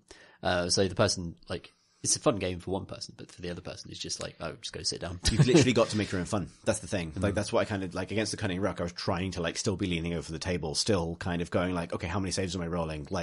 Just anything to kind of, because also, it's a thing, right? Like, wargamers can be quite quiet and reserved and kind of, not only are there are mechanics within the game that encourage people to just roll their dice for a bit and tell their opponent what the result is, but you get people who don't necessarily, won't engage unless engaged with, or, you know what I mean? Like, trying to, I'm sort of aware of, particularly when it comes to event Warhammer, the skill that is making the game fun for both players. Yeah. It's the reason they have sportsmanship awards, I think it's an underrated thing. It's weird that the game requires that. I think, which is down to its design as well. Totally. And especially when it comes to, spellcasting stuff, a lot of the rolls just aren't of significance. I almost wouldn't mind if all spells just happened, if you know what I mean. Like having to roll for every single spell for its possibility. Like, it's not an interesting roll. If it fails, nothing drastic happens. Like, just, you know what I mean? So one thing that I came to a better understanding was how magic functions. So we spoke about this earlier, but our armies are in extremes in which I have an extreme amount of magic and you have extremely none at all, not even dispels. Nothing. Whereas like most of the armies have something. Yeah. And that becomes a much more interesting... Choosing what to dispel with your one dispel is an important Yes, decision. and also knowing there are effects that trigger off dispels. There are things that happen that... The whole things my army can do. The Changeling can steal spells, so can the Lord of Change. Yeah. It's never going to happen. It's a really cool rule, which will never happen in our matchup just because of the specific way that they work. Armies, yeah, for sure. So, like, I would say this, that, like, against things like a lot of the destruction armies that have, like, really powerful buff spells, having the Changeling in the back line, able to pick one thing to try and dispel every turn, added a really interesting dynamic. Yeah. Because then my opponent had to try and work around the Changeling. Do you kill him and spend time doing that? Do you hope he doesn't dispel the thing that you really need this turn? Yeah. Like, there's a game there. Yeah, I almost wonder if one of the other ways to do it is to just merge everything into magic. Because that's the weird thing is, like, at the moment you have rituals and abilities that don't interact with my stuff at all. So, right. You know what I mean? It's two separate like, games, isn't it? Yeah, it's like you play your thing where Lightning Chariot and dooting at scenery and stuff that functions like spells but aren't spells. And just pretty much all spell. Yeah, and it's just me playing my own game in my own turn, isn't it? And then it's my turn and I do my thing. Whereas with other armies, like, if everything is magic, then things like dispels are a consistent mechanic. So your hero should have them as well. Like, and then it's more of a thing. Basically, I guess what I'm saying is I agree with you, but I think it's very pronounced in our matchup. Yes. And therefore pronounced in the games that we're specifically playing. Yeah. I guess the hope is, like we'll talk about in the combat phase, the changes to the combat phase and the activations idea is brilliant because both players are playing in the combat phase. Yeah. Whereas both players aren't playing in the magic phase. And movement phase is still, like, really important. Like, movement phase, like, it's really important to see where your opponent is moving. So you've got to be engaged and, you know, even if you're not moving yourself, like, it's important for you to be there. Whereas it feels like with, like, magic and shooting, you just don't. Though you're right, it is pronounced in our particular matchup. Like, the sheer amount of just dicing, like, it could be like 20 minutes of dicing for a Tzeentch army, because Tzeentch is so magic heavy, understandably. And it feels like if you're going to design a game, why would you cut out the other player for that amount of time? Yeah. I mean, perhaps things should be just simpler to cast, and perhaps, like, a lot of the interactive rules should be simplified so it's quicker. I don't have any objection to, like, what those spells do or anything. I think, like, Tzeentch is really interesting, but it's almost like the actual executing that stuff feels like it could be somehow faster. Or well, it's weird, like, and then, you know, when things go wrong, it's less pronounced because it's only happening to one player. Like, I'll tell you what we should do, actually, I think maybe, for the sake of kind of folding this discussion in, is incorporate the battle we just played into this chat. Yeah. Because it has a lot to say about it, because you just played against my kind of tournament army for the first time with one change, because that Sorcerer Lord. He's well dead. He's a Celestin. Well, he's a Castellan now. He's a Castellan, he's been reforged. Yeah, he's been reforged as a Lord Castellan, which is now in your army. But it was pretty much the army I brought to Blackout. And it's probably not worth us doing a full battle report this episode because we didn't have time to play a full game. We played 2 turns of 2,000 points. It was close. I think it would have been a really close game, actually. Yeah. If it had gone on a bit further. But it was an interesting one because I'll put the beat-by-beat photos and stuff from the game in the show notes so you can see how this worked out. But we played a 2,000-point game on a 4-foot-by-4-foot board, which is a small space anyway. Yeah, true. With the open war cards, which randomly generate scenarios. We talked about it 40k before, and it seems to work just as well for AOS. Which meant we opened with your Retributors 3 inches from my pink horse. So we were ready to smash it up like minute 1 of the game. Yeah, it was quite exciting. And you got the first turn, which was genuinely a roll-off because we had the same number of drops, so it was based on who won the roll-off, basically. I won it, which meant that I finished deploying second. No, hang on, you would have had it anyway. Yes, you would have had it anyway. So you would have had the first turn. And so what that really meant was the first turn of the game was vast numbers of Retributor mortal wounds. Going into some big horrors. Yeah. But that's not a bad place for those wounds to go into for you. Not at all. Not at all. What I'm saying is, like, it was a bit, not in a bad way, but it was very AOS. It was very, I do my thing, you do your thing. Yes. Opening, right? Yeah. It wasn't like a wall of Retributors hit a wall of Chaos Warriors and there was a fight. Right. It was like your mortal wound tank does mortal wounds here, and then my force wakes up and does mortal wounds back, right? That was kind of how it opened. Yeah. But there was some really interesting sort of moments in terms of, like, as soon as I saw where you deployed your retributors, I just assembled like rows upon rows of collapsing demon things between you and the Lord of Change. Like, you're not getting to him quickly. Like, which I was quite happy with, because all I wanted to do is pin you in the corner and stop you from having the objectives. So the objectives were, we both got to place 2 objectives at the very start of the game, and they were quite well spread out because they have to be a certain distance apart. So for you to castle up in a corner, like, I accept that stuff will die there, and I don't need that point.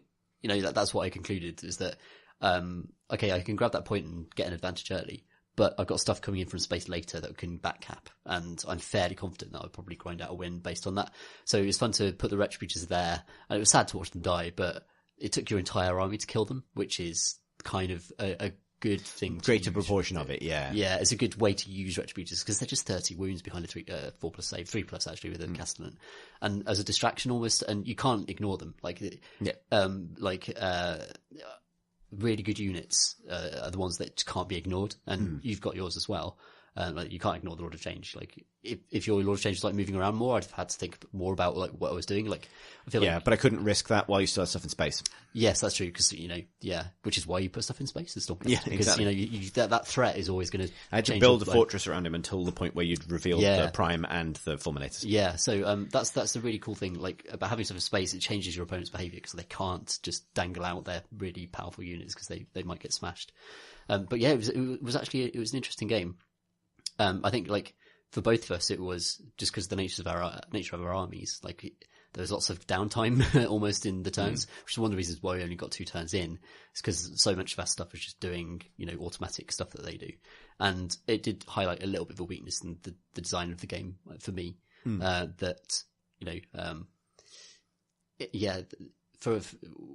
we've got like an unusual mismatch in terms of magic versus non-magic. Yeah, but that shouldn't exist really. Like, there should be a system. That's what I mean. If magic was a universal thing, like if the Stormcast stuff was magic, so I had a chance to dispel some of it, but also you were engaging with my spellcasting. It feels like my Relictor should be able to dispel stuff, right? Yeah. Like, he's a weird. But in a way, but it also feels like I should be able to attempt to dispel Lightning Chariot. Yeah, definitely. And like, risk exposing the changeling. I do agree. Yeah, you know what I mean. Like, if I could reveal the changeling in order to gamble on dispelling Lightning Chariot on at a crucial moment, then suddenly we're playing a game.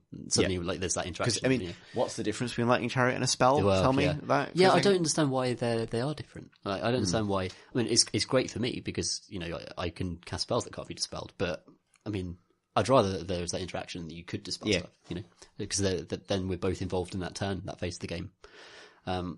I mean, Ezetra are an edge case because they're so magic focused and they've got so much stuff, which is how they should be. I tell you what, like, it'd be interesting if, in the course of like adding in allies and things, if you ally in some wizards, I like, certainly will. Because it gives me some bonoses. Like, Lord of Change successfully dispels your spell. He knows that now. It's his now. Yeah, which is really, really cool. I've got a Branch Witch. I'll probably field the Mist Weaver as well as part of my allies. So a little allied contingent of like Sylvaneth-y, Elfy people to kind of do some spell stuff would probably make our games more exciting, actually. Yeah, I think we're a bit mono-force at the moment as well. Because like it's you know, Siege Demons are weird, but you've seen everything they can do now. Yeah, but same for both of us, isn't it? Like, the Stormcast are just, they can't be surprising. They're just going to stop hammers and kill stuff. Yeah. And sit behind their armor saves. Yeah. Yeah, so maybe it's not worth doing a full battle report simply because what I will do is I'll write something up for the show notes. So people are curious from exactly how this played out. But it was a fairly standard smash up between us, although I wasn't forgetting everything all the time. So yeah, it's definitely, your army's way better when you're remembering what it does. And like, you know, I got through the retributors a little bit faster. There was one, you know, miracle dice moment for me where, so I have the way I've rebuilt my Lord of Change. He's all in on spellcasting now. He has more spells. He also gets +1 to cast. He also changes the result of, as a Lord of Change's default ability is you roll 2 dice to cast a spell, and he changes the result of the lower dice to match the higher. Yes. Which is huge. Really, really, really important. Also, he rerolls all 1s to cast. So, he's very consistent. Like, even casting things that need an 8 or a 9 or something, like, you know, you can do things like commit a 4 from the Destiny pool, and the other thing will always be 4 or higher. Yeah. Because of that. However, on a fairly crucial damage roll against the Retributors, I managed to roll double 1s and then re-roll the double 1s into double 1s. It's one of the only ways he can fail, really. Double 2s, he hates double 2s because he doesn't get to re-roll them. Yeah, okay, that's true. You can't match the other. Yeah, and then double 3s are okay because they go up to 7 with his +1. So, but double 2s is 5, which is bad for a lot of things. So that was just like one of those like, okay, but then that turn I managed to just, one of the heralds just popped off and did 6 mortal wounds to your general. Yeah, just that dead was now. the end of him. Yeah, Like, it's just, yeah, no mortal wound save. So that was an interesting moment. But yeah, it was, so this one was sort of, fuzzily lore based. People are following the ongoing clash between our armies. I sort of see this as your army charging deeper into Tzeentch territory and just fighting demons all the way. Yeah. Sans my Chaos Sorcerer Lord plus your Castellan, Castellan who didn't do a back. lot really, just buffed people and failed to charge. It gave an extra save to the Retributors for the game. His dog got beaten to death by the Ogre Did, yeah, Thaumaturge, so that was a bit wasn't sad, yeah. A big moose killed the dog. Yeah. Although the relic that died this time without the Ogre Thaumaturge Did dying, which actually, is... yeah. That's a swing. That's a swing of fortune for the Ogre Thaumaturge. Yeah. So if you're keeping track, although we didn't finish the game, so it feels a bit of a weird one to kind of to talk through to yeah, I guess, yeah, there's no conclusion. It would have been interesting to see it play out. I mean, I think it could have gone either way, honestly. It depended on whether you were able to kill the Prime and the Fulminators on the point once I backcapped it. And I think you could have done with the multiple wounds output, and I wasn't going to be killing the Lord of Change or any of your wizards anytime soon. It would have been close. It would have been close, It would have been a further 3 turns of Warhammer with Yes. the result at the end of it. 5 hours later, there might have been a result. Yeah. But what we should do is move on to talking about the hobby stuff we've done. Yes. So I've had a mental hobby month in that I did loads and loads and loads and loads and loads and I did nothing at all. So let's start with you, Tom. Like, what have you been up to? I've not done a huge amount. I've been painting up some Wanderers, actually, which my friend converted out of like 3 multiple kits and just gave them to me because he didn't think he'd ever paint them up. So yeah, I painted them a kind of red and brown colour scheme with like purple capes. And I'm still not sure about the colour scheme, to be honest, but it fits in with my Dryads. It's the same kind of tones as my Dryads. And it's going to be interesting to run some old-fashioned tiny models that Games Workshop used to make before they switched to like Dryad and Stormcast. Yeah, scale, whatever the fuck the scale is now. which is just a different scale. 28 mil plus. You put them next to each other and the elves are just absolutely tiny, really, really small. But it's been fun to paint some kind of matte colours and matte effects after painting endless gold armour forever. It's been nice to... you can get a lot more... You can do a lot more with like just a nice red cloak than you can with a gold. Like, because gold is... It's just it's like a machine process. You're saying you're getting a little bit tired of gold, Tom? A little bit, but not that tired. You know, not as tired as I'd expect, you know, considering how much I've painted of it. And it was really nice doing the Castellan because I've got the gold down pat now. Like, I just got it down. Like, I know all the different kind of layers that go into making it look good. And like a third of my army is good because, you know, the gold is right. And the other half is the half I did before I learned how to do gold. So, I kind of still want to buy a box of Liberators and paint them up properly, like how, you know, I would now as opposed to how I did when I first got the box set. But yeah, it has been nice to do some red cloaks and to be mixing colours. There's lots more opportunities to mix your own colours when you're doing kind of matte cloth type textures. So I've really enjoyed doing that this month. Yeah, that's pretty much been all I've painted, to be honest. I'm still workshopping colours for my birds, for my chicken rider things. Paladors, as they're called. And also, God knows what colour my Star Drake will be one day, but, you know. You'll figure it out eventually. I'll figure it out by Christmas, hopefully. Yeah. I want my Star Drake to be painted by Christmas. It'll all be over by Christmas. Yes. So, Chris, what have you been painting? So I had a bit of a crazy one because I almost told the first part of the story earlier before we moved on to the blackout stuff. But so I knew when the last episode went up that I had a little ways to go getting ready for blackout. I needed to paint a unit of Pink Horrors, a unit of Screamers, and a Herald on foot, which I thought was okay. It was ambitious. It's 14 models, but I was like, that's, you know, that's doable. Yeah. Screamers are pretty quick. Pink Horrors there's a lot of arms, but gribbly little pink men. So I got on it, and I'd you know, taken some time off from work and stuff, and from stuff I've been working on. So, and then I started building the horrors. Like, just thinking, and also I kind of like the idea of speed painting something, because I tend to, I'd just come off the Lord of Change for one thing, right? Like 3.5 weeks on the same model. So it was like, you know, Change of pace. Change of pace. And I'd bought a Start Collecting Demons of Tzeentch box because I want everything else in the box, and I'm going to build that eventually. But I get the Pink Horror sprues out, and I can't find the bases. I'm like, where are all the bases?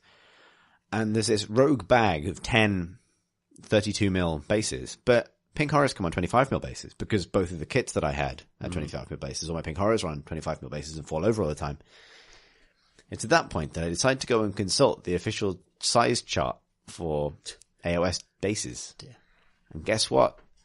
Not all of my pink horrors, all 20 that I had already done, plus all of my flamers, so 3 of them, were all on the wrong size bases, which means they were tournament illegal. No, what? Which meant that I had most of my army was no longer legal for the tournament. So in 2.5 days, I painted 10 pink horrors, I painted 3 screamers, I painted a herald on foot, and I rebased 23 other models. Oh my goodness. And honest to God, don't do that. Brutal. Yeah. I did learn some things, obviously, about how to do that quickly. Yeah. So I will go back to the new pink horrors. Like, I'm happy with the standard, and if you mix them in with the others, you can't tell really which ones are the ones that didn't have quite the love. Like, they're missing things like an extra highlight pass on bones and teeth and things like that. Maybe an extra flesh highlight, but you don't notice too much with pink horrors because pink just doesn't like pop hugely. Or at least unless you go mega contrasty, and my others aren't mega high contrast, so it it was okay. And I made some sort of sensible time saving things. Like, a lot of them have that, like, a lot of my other ones have like that, like, lapis lazuli texture on braces and things. Yeah. And I just did gold for them. Because you mix them in with the other units, and it's just some of them have gold braces and some of them have blue turquoise braces, and it's fine. Because they're all in the same color scheme. But, you know, they all get a sort of like a love pass, as will the screamers as well, just to kind of bring them up to standard. But, you know, that was just an exercise in speed painting, like just getting it done basically really fast, but to a decent standard, I think. Like, certainly tabletop, fine for tabletop, and certainly fine for the type of unit they are. Yeah. I'm picking them up by the handful anyway. Sure. Rebasing was an interesting challenge because initially I looked into things like base adapters. There are people who sell like plastic bolt-ons for 25mm bases. So the reason this had happened is because demons used to be on 25mm round bases in 40k, and all the kits I'd bought were older 40k kits. Yeah, okay. And then they were changed to 32mm rounds about 2 years ago, but apparently all the stuff I've been using were just older stock. Okay. So this was just me not knowing, basically. But it turns out every game we've ever played, my pink horrors are on the wrong size bases. So that's, you know, a thing. It's not a huge thing, but it's a thing. I looked into adapters. I actually bought a bag of like MDF circles. Yeah. To like blue tack them onto, and asked the tournament runners, can I do this? But I really didn't want to do that. They said yes, but I didn't want to do it because I wanted to be in with the shot of making the painting competition side of it. I didn't in the end, but the standard was so high. It was really inspiring, but it was definitely like, okay. But, you know, I knew that if half my army was like blue tacked to some MDF, that was definitely wasn't going to happen. Yeah.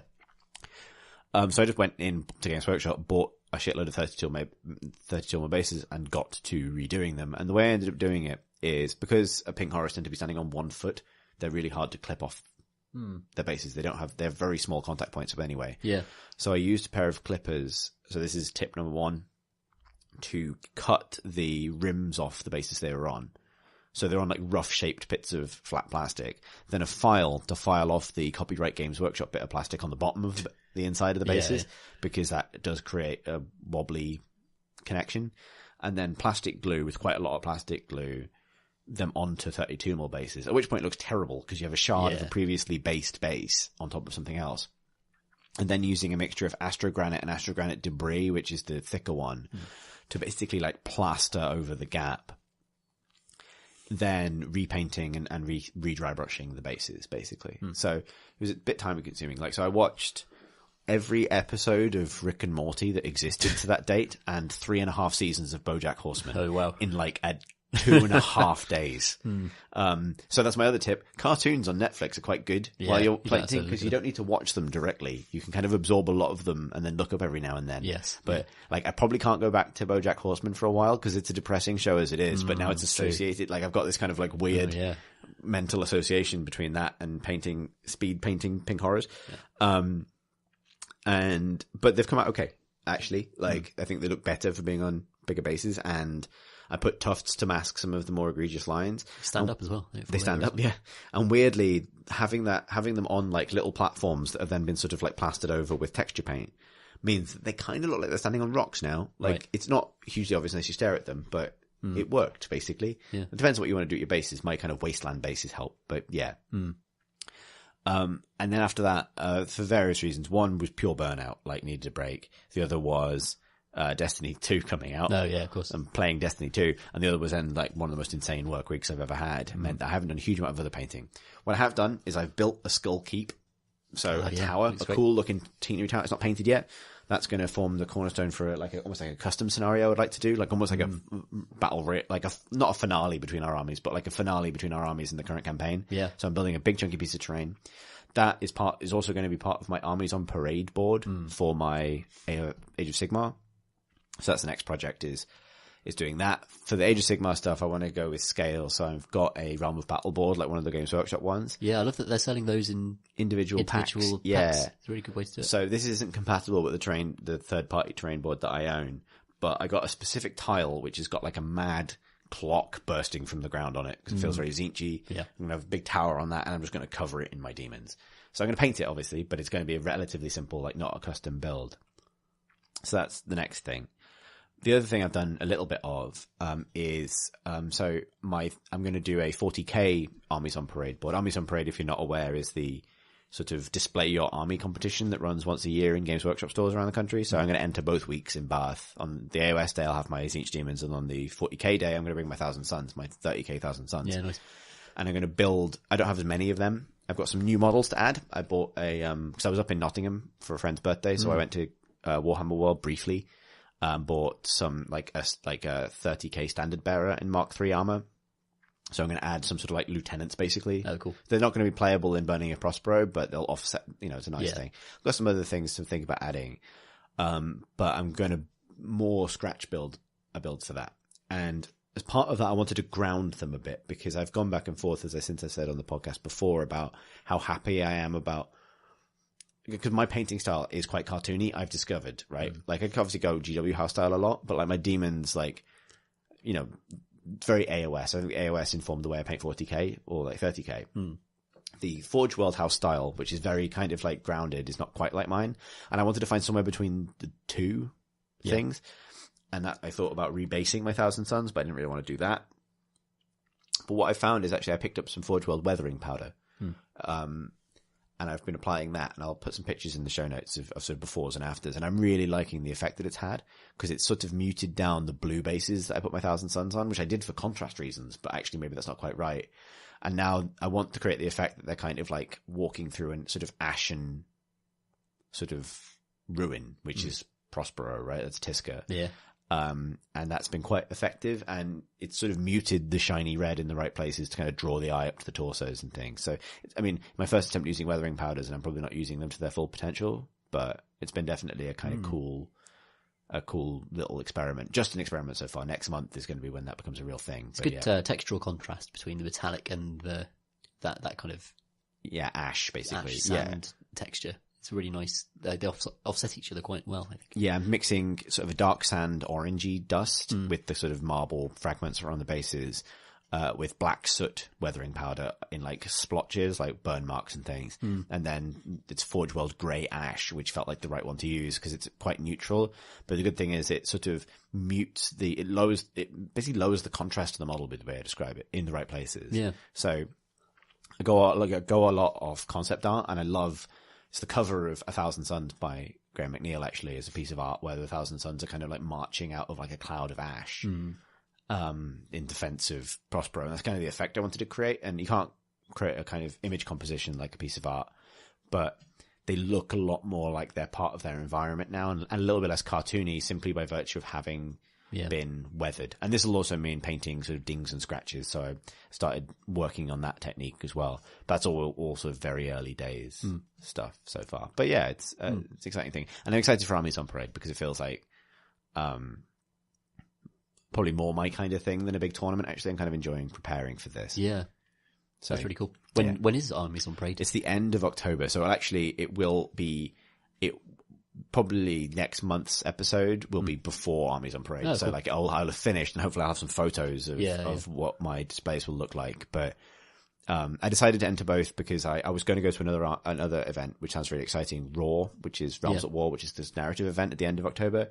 But doing that justice means making a big hobby commitment, and I just don't think I have it in me at the moment to do to another huge pivot, partly because of that speed painting experience, which is like, I want to take things a bit easier, and I will be from now on. So next month for me looks like, obviously 2 armies on parade boards and a handful of models is ambitious, but it's not out rebasing. Yeah, it's like I'm painting like 3 models and making some little bits of terrain. Cool. My idea for the Thousand Suns thing, just quickly before we wrap up hobby, is going to be relatively simple, like a square with a kind of some sort of ruins in the center of it. But I wanted to frame the Thousand Suns by giving the impression that they've been inside a Kind Shield, which is now fallen. So I'm going to do a ring around them where it's sort of ashen ruin, but then like blackened, sort of smoldering embers are still hot.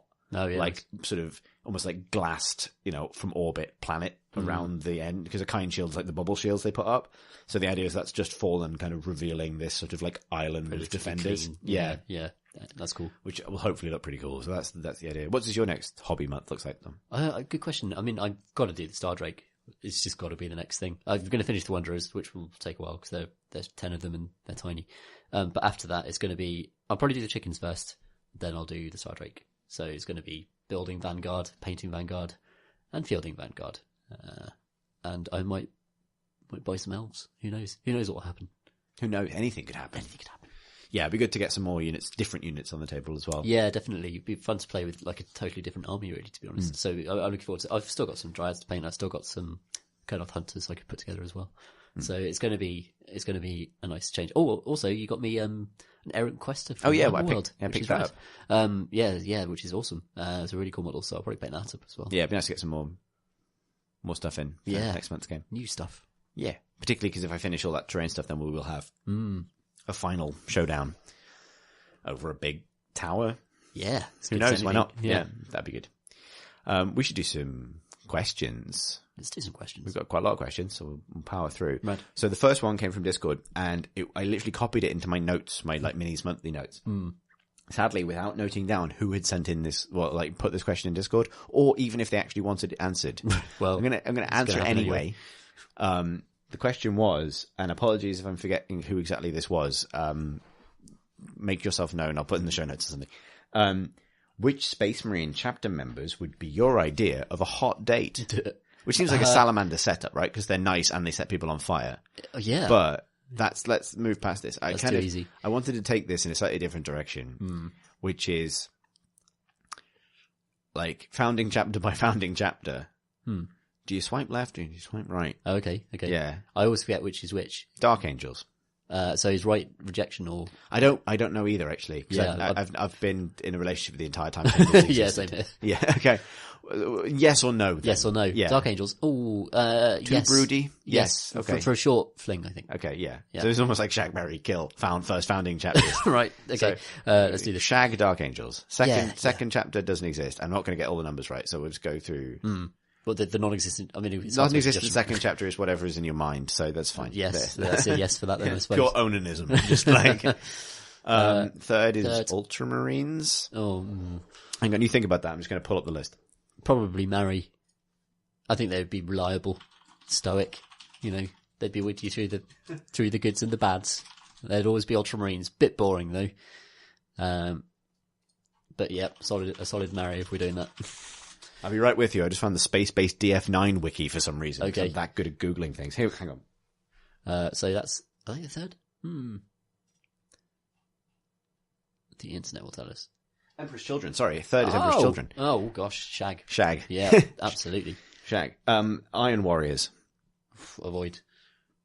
Yeah. Yeah. It's no need. Yeah. Petarabo is like the least charismatic. Yeah, Primarch. for sure. White Scars. Oh, I think I might marry the White Scars. Why would you marry them? They'd murder you. Because you just jet off on a million bikes with like loads of cans. Like, is it Mad Max? Yeah. But it feels like, doesn't feel like a stable life, does it? It doesn't feel like a marriage. Out on the road, it seems kind of romantic to me. Okay, a marriage on the road. Life on the road, with the White Scars. Like, Okay, all right. Stay in any one place for long, ride a bike. Like bikers. I don't know. White Scars? Yeah, White Scars. Marry. Space Wolves. Oh God, avoid. Avoid. Definitely avoid. Bestiality, basically, isn't it? At that point? Yeah, there are no wolves and fenris. Lardy yiffing. Imperial fists. Ignore that name for a moment. Yes, probably avoid, actually. Yeah, see, the sort of solid, dependable thing is almost appealing until you get to the pain glove, which is the side of them that you're not sure about. No. Yeah, so they're not really marriage material. Bit S&M. Yeah. And then shag for they're a bit serious for a shag, I think, possibly. Because then they go on to find, like, the Black Templars, which are, like, the least fun, right? Definitely avoid. Okay. Night Lords. Night Lords. Shag. Are we just going to shag all the Chaos chapters? Yeah, okay. Yeah, that seems to be how it works, though. Yeah. That feels like... okay. How it should work. Blood Angels. Ooh. Shag. Probably shag. Yeah. Blood Angels. Yeah. So shag. Iron Hands. Oh, avoid. Definitely avoid. I mean, I'm collecting them, but I wouldn't marry or shag them. Yeah. Okay, fine. World Eaters. What's their deal? What's their thing? They're just jerks, aren't they? Is that well, it's Angrons, right? Like, it's angry. Angrons It's lot. Khorne. It's Khan, right? Like they're on the Eightfold Path. Yeah, it is a bit much. Yeah. I think they're in they fall into the bracket which is not expressed in the shag, marry, avoid system, which is doomed 2-month relationship. Yes. I feel like that's where they fall for me. Where they right? would be. Yeah. Bad relationship. But so the Night Lords would as well, but they'd be more fun, I think. Yeah. 13th chapter, not 3rd. Ultramarines. Solid, dependable. Marriage, I suppose, marry. Yeah. But, I mean, I'd be bored. I think the Ultramarines are the Space Marine chapter that your sibling marries, that you make polite conversation Okay, with. yeah. Right. I can see that. I mean, Robuta Gulliman is just like John Cena in my head. So. Okay. I think. yeah, then that's he. I mean, imagine he's just a very polite man. Nice guy too. Yeah, just a nice guy, right? Yeah, but you kind of get on with it. You have a beer with Robert Gulliman. Yeah. You would, but does that lead to more? I don't know. Depends what you're looking for. I mean, avoid is too strong. Maybe after too many relationships with the World Eaters, you're ready for an Ultramarine. Ready for reboot. Yeah. 14th Legion, the Death Guard. Death Guard? Oh, avoid. Jeez. Yeah, avoid.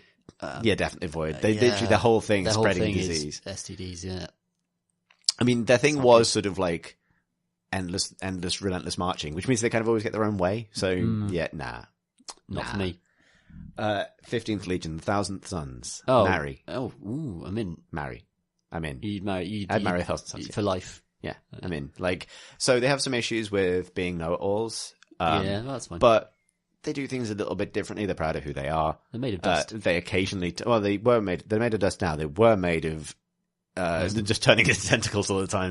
That's the issue. Yeah, they're worrying. But they kinky though, perhaps. They like books. They're well read. They understand. They value knowledge. They understand. They value people as well, which a lot of Space Marine chapters don't. They believe in preserving other people's cultures, even if it doesn't match their own. That's a good trait to have in a relationship. Solid marry. Yeah. That's a solid marry. Sorry, I'm making the case for the Thousand Sons here, but yeah. Yeah. I feel like, so a piece of art I really wanted to commission, but I was like, I don't have the money all the time, or really, I don't know why I would do this, was all of the Primarchs in the Dream Daddy art style. Right. Yeah, okay. Dream Primarch. Yeah. That's the visual novel I would play. Well, I'd play Dream Daddy as well, but you know what I mean? It's a $2 interactive I want to make novel. the Horus Heresy Dream Daddy visual novel. I wonder how fast... Games Workshop, give me the license to do I wonder how fast that. they would sue you. Immediately. But everyone's got the license. Anyway. Sorry. 16th Legion, the Sons of Horus, or the Lunar Wolves. That's a tricky one. Yeah. Well, I mean, I'd marry Loken. Yeah. You know? Garviel Loken I'd marry. Yeah, maybe Torek Tomageddon or something like that. Yeah, okay. Probably marry Lunar Wolves, avoid Sons of Horus, or shag Sons of Horus. Well, probably avoid. Yeah, okay. Too risky. Yeah. Marry Lunar Wolves, doomed 2-month relationship with the Sons of Horus. Yep. Word Bearers. Oh, God, avoid. Avoid. Yeah. Too much. Salamanders. Oh, marry. Probably. Yeah. Marry, They're just nice, aren't they? Yeah. Raven Guard. Oh, shag. Live fast. I think you'd get ghosted by the Raven Guard completely. That is the whole thing. Shag once and then you never see Corvus Corax again. You just hear the sound of a jet bike departing and never again. Yeah. Sound of 1,000 ravens. While it lasted. Finally, the Alpha Legion. Oh, avoid. Yeah, I am Alpharius. They're all bellowing all the time. Too much. I don't want that. Imagine. You go mad. Yeah, I'm good. This wasn't even a question we were really asked. No, but I suppose, I don't know what, I feel like someone will be interested in those answers. Just to give you the thing. So the next question. But I mean, maybe we've learned something more about which Space Marine chapters we really want to collect. Perhaps. I mean, is wanting to shag or marry a chapter a prerequisite for collecting them? I'm collecting Iron Hands. You don't even, no, apparently not. Yeah. Apparently you don't need to imagine fancy having a long-term relationship with these particular Space Marines. to collect it. But nonetheless. Simon, who's curling on Discord, writes, 1, 2, 3, 4, which Chaos God do you adore? 5, 6, 7, 8, pus, skulls, change, or gyrate, which is a valiant attempt to make that rhyme. I enjoy that. I'm going to sneeze, Tom. Fill in the gap. That's Snuggle. We haven't killed each other yet. I think Corn is going to be very disappointed with the way this He wouldn't even podcast finish is the going. game. That's the thing. Yeah, it's true, actually. Oh, well. It turns out neither of us are particularly corner-lined. Yeah, there you go. Anyway. See each next. Yeah. My question this month is about the most exciting aspect of the hobby, paint station organization. I've spent more time than I'd like thinking about arranging and rearranging my paints. I sort mine by type, metallics, layer, shade, etc., then order them into a sort of rainbow. They live in homemade flat racks, so I can easily stack them away into the spousal eye roll investment obfuscation device, also called a cardboard box. A folding table and a light with magnifying glass completes my setup. What about yourselves? How do you organize your paints, and what does your paint station look like? Cheers for the excellent podding over the years. Simon, and then he has a PS about you forgetting that disgustingly really resilient and 40k can save mortal wounds. There you go. PSA there, but we won't maybe go into too much that's detail. useful to know, though. Paint station organization, Tom. Yeah, well, they're all in a box, and then I don't have like a set paint station, so I have to kind of assemble one. So I've got one of the Citadel paint boxes, which has like, a big rack for paints inside it, and it all unfolds into a workstation. So that's how I do it. I've got a lamp. I've got the one that GW uses, which I think you've got one as well. I've got one as well, yeah. I can't remember what it's called or anything. But I'll put a link in the show notes. It's a very, very good lamp. It's a very good lamp. It's pricey, but good. You recommended it to me, and then Pip got it for me as a Christmas present last year. So, yeah. It's brilliant. It gives you proper daylight. Just a lot of light in a big area. Big area, yeah. And especially, in a dark country like this, it's good to have that. So I don't organise my paints at all. I have a drawer full of paints, and I rely on a sort of system of trial and error, and I like to think a little bit of magic, a bit like the psychic test in Starship Troopers, with like kind of blind trial. yeah. So just kind of imagine, just by sort of like a kind of unspoken intuition, just pull the paint I'm looking for out of the drawer without trying. It almost never works, but when it does, it feels amazing. Yeah, well, I need Skaven Bite Dinge, and you're like, there it is. Oh my God. But yeah, I actually get to I work on a project, and then by the time I finished it, my paint station is a disaster. And then I cathartically clean and tidy, and then it becomes a disaster again. And then it's waves. I'm not a good session by session organizer. Yeah, I tend to arrange my paints around me as I'm using them, and not put them back. So there's like a semicircle of growing paint kind of just around me. Yeah, in a project. Then my girlfriend gets annoyed. I have to put it all away. Yeah. Similar. Yeah. I'm sure many people will empathise. Next up, Pete Fienia from Discord writes, "Hi there, miniatures. This month's question is, with rumours that GW are looking to make their release schedule faster, which presumably means more models coming out faster, what will this mean for us hobbyists? I'm in two minds, as on one hand, there are lots of miniatures that are past their prime and need updates or replacements, and there are also lots of new things that could well be very exciting. However, on the other hand, I'm weak, and it's not fair to tempt me like this. There's also some concern the balance will be affected by the new releases, although for myself I'm not too concerned by that, as Warhammer is, in all its forms, not about that for me. Special bonus question, what is the best mark of power armor? The answer is Mark 6 Corvus armor, because beaks are cool. Thanks for listening, everyone. Fienia/Pete. Best power armor. I actually like Mark 3 a lot. I like Mark 3. Yeah. I like Mark 3, although I never want to paint it again. Yeah, fair. You've done a lot of Mark 3 in your time. Yeah. Mark 10's good. Actually, yeah, Primaris armor is really cool. I like Primaris armor. Yeah. It's got a little bit of Mark 4. Got a fruity bit of Mark 4 in there, I think. Yeah. It's a mix. Yeah, I like Mark 3. I think, yeah, I'd happily go with that. I really like the Primaris Gravis armor. Somewhere between Terminator and regular Minator. I love those aggressors. Really, really love them aggressive, yeah. Like me a good cowl. Yeah.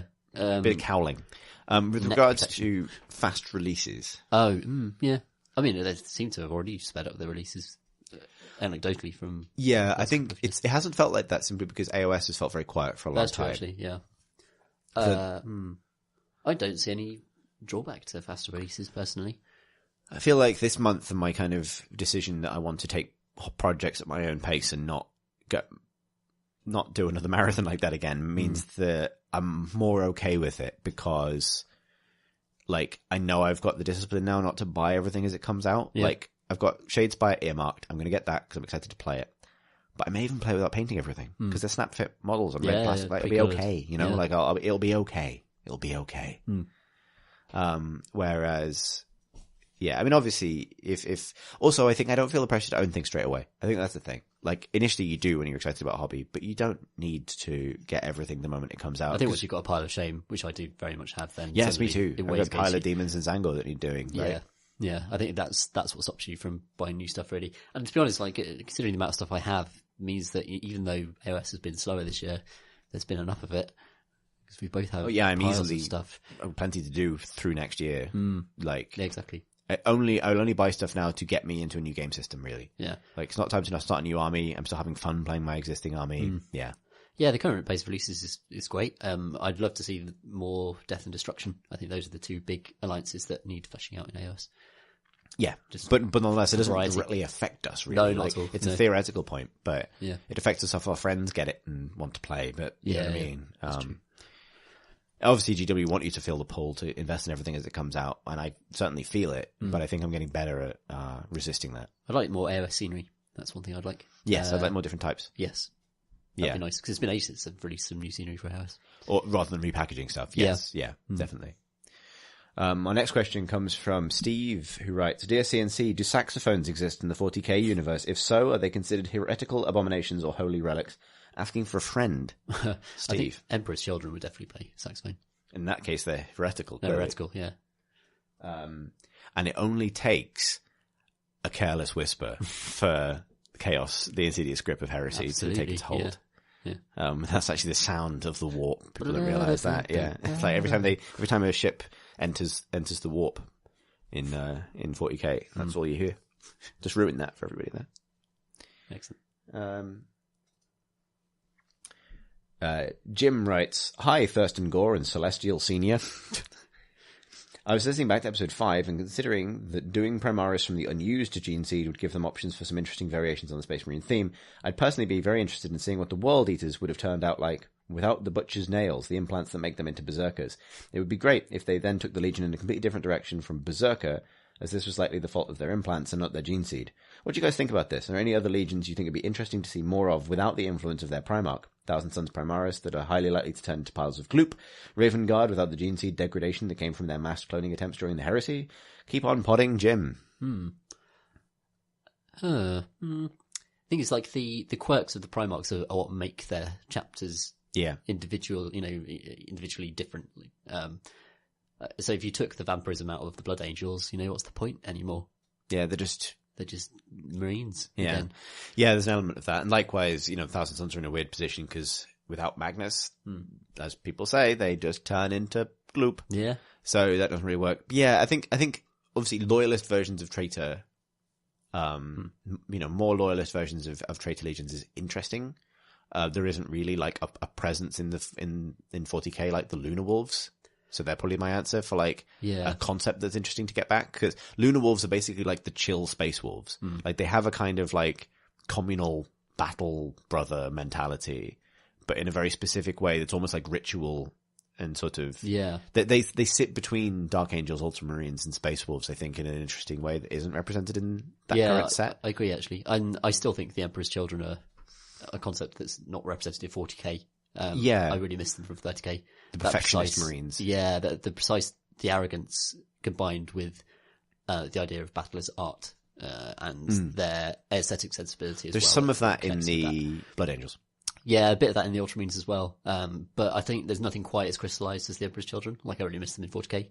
I think there's a place for them. Slanesh as well. It'd be good to... Yeah, well, they're sort of, I was about to say, they're sort of the elfy Space Marines. They have the kind of high elf sort of mentality, which is because they're aligned with Slanesh, who is the god the Eldar made. So, there's...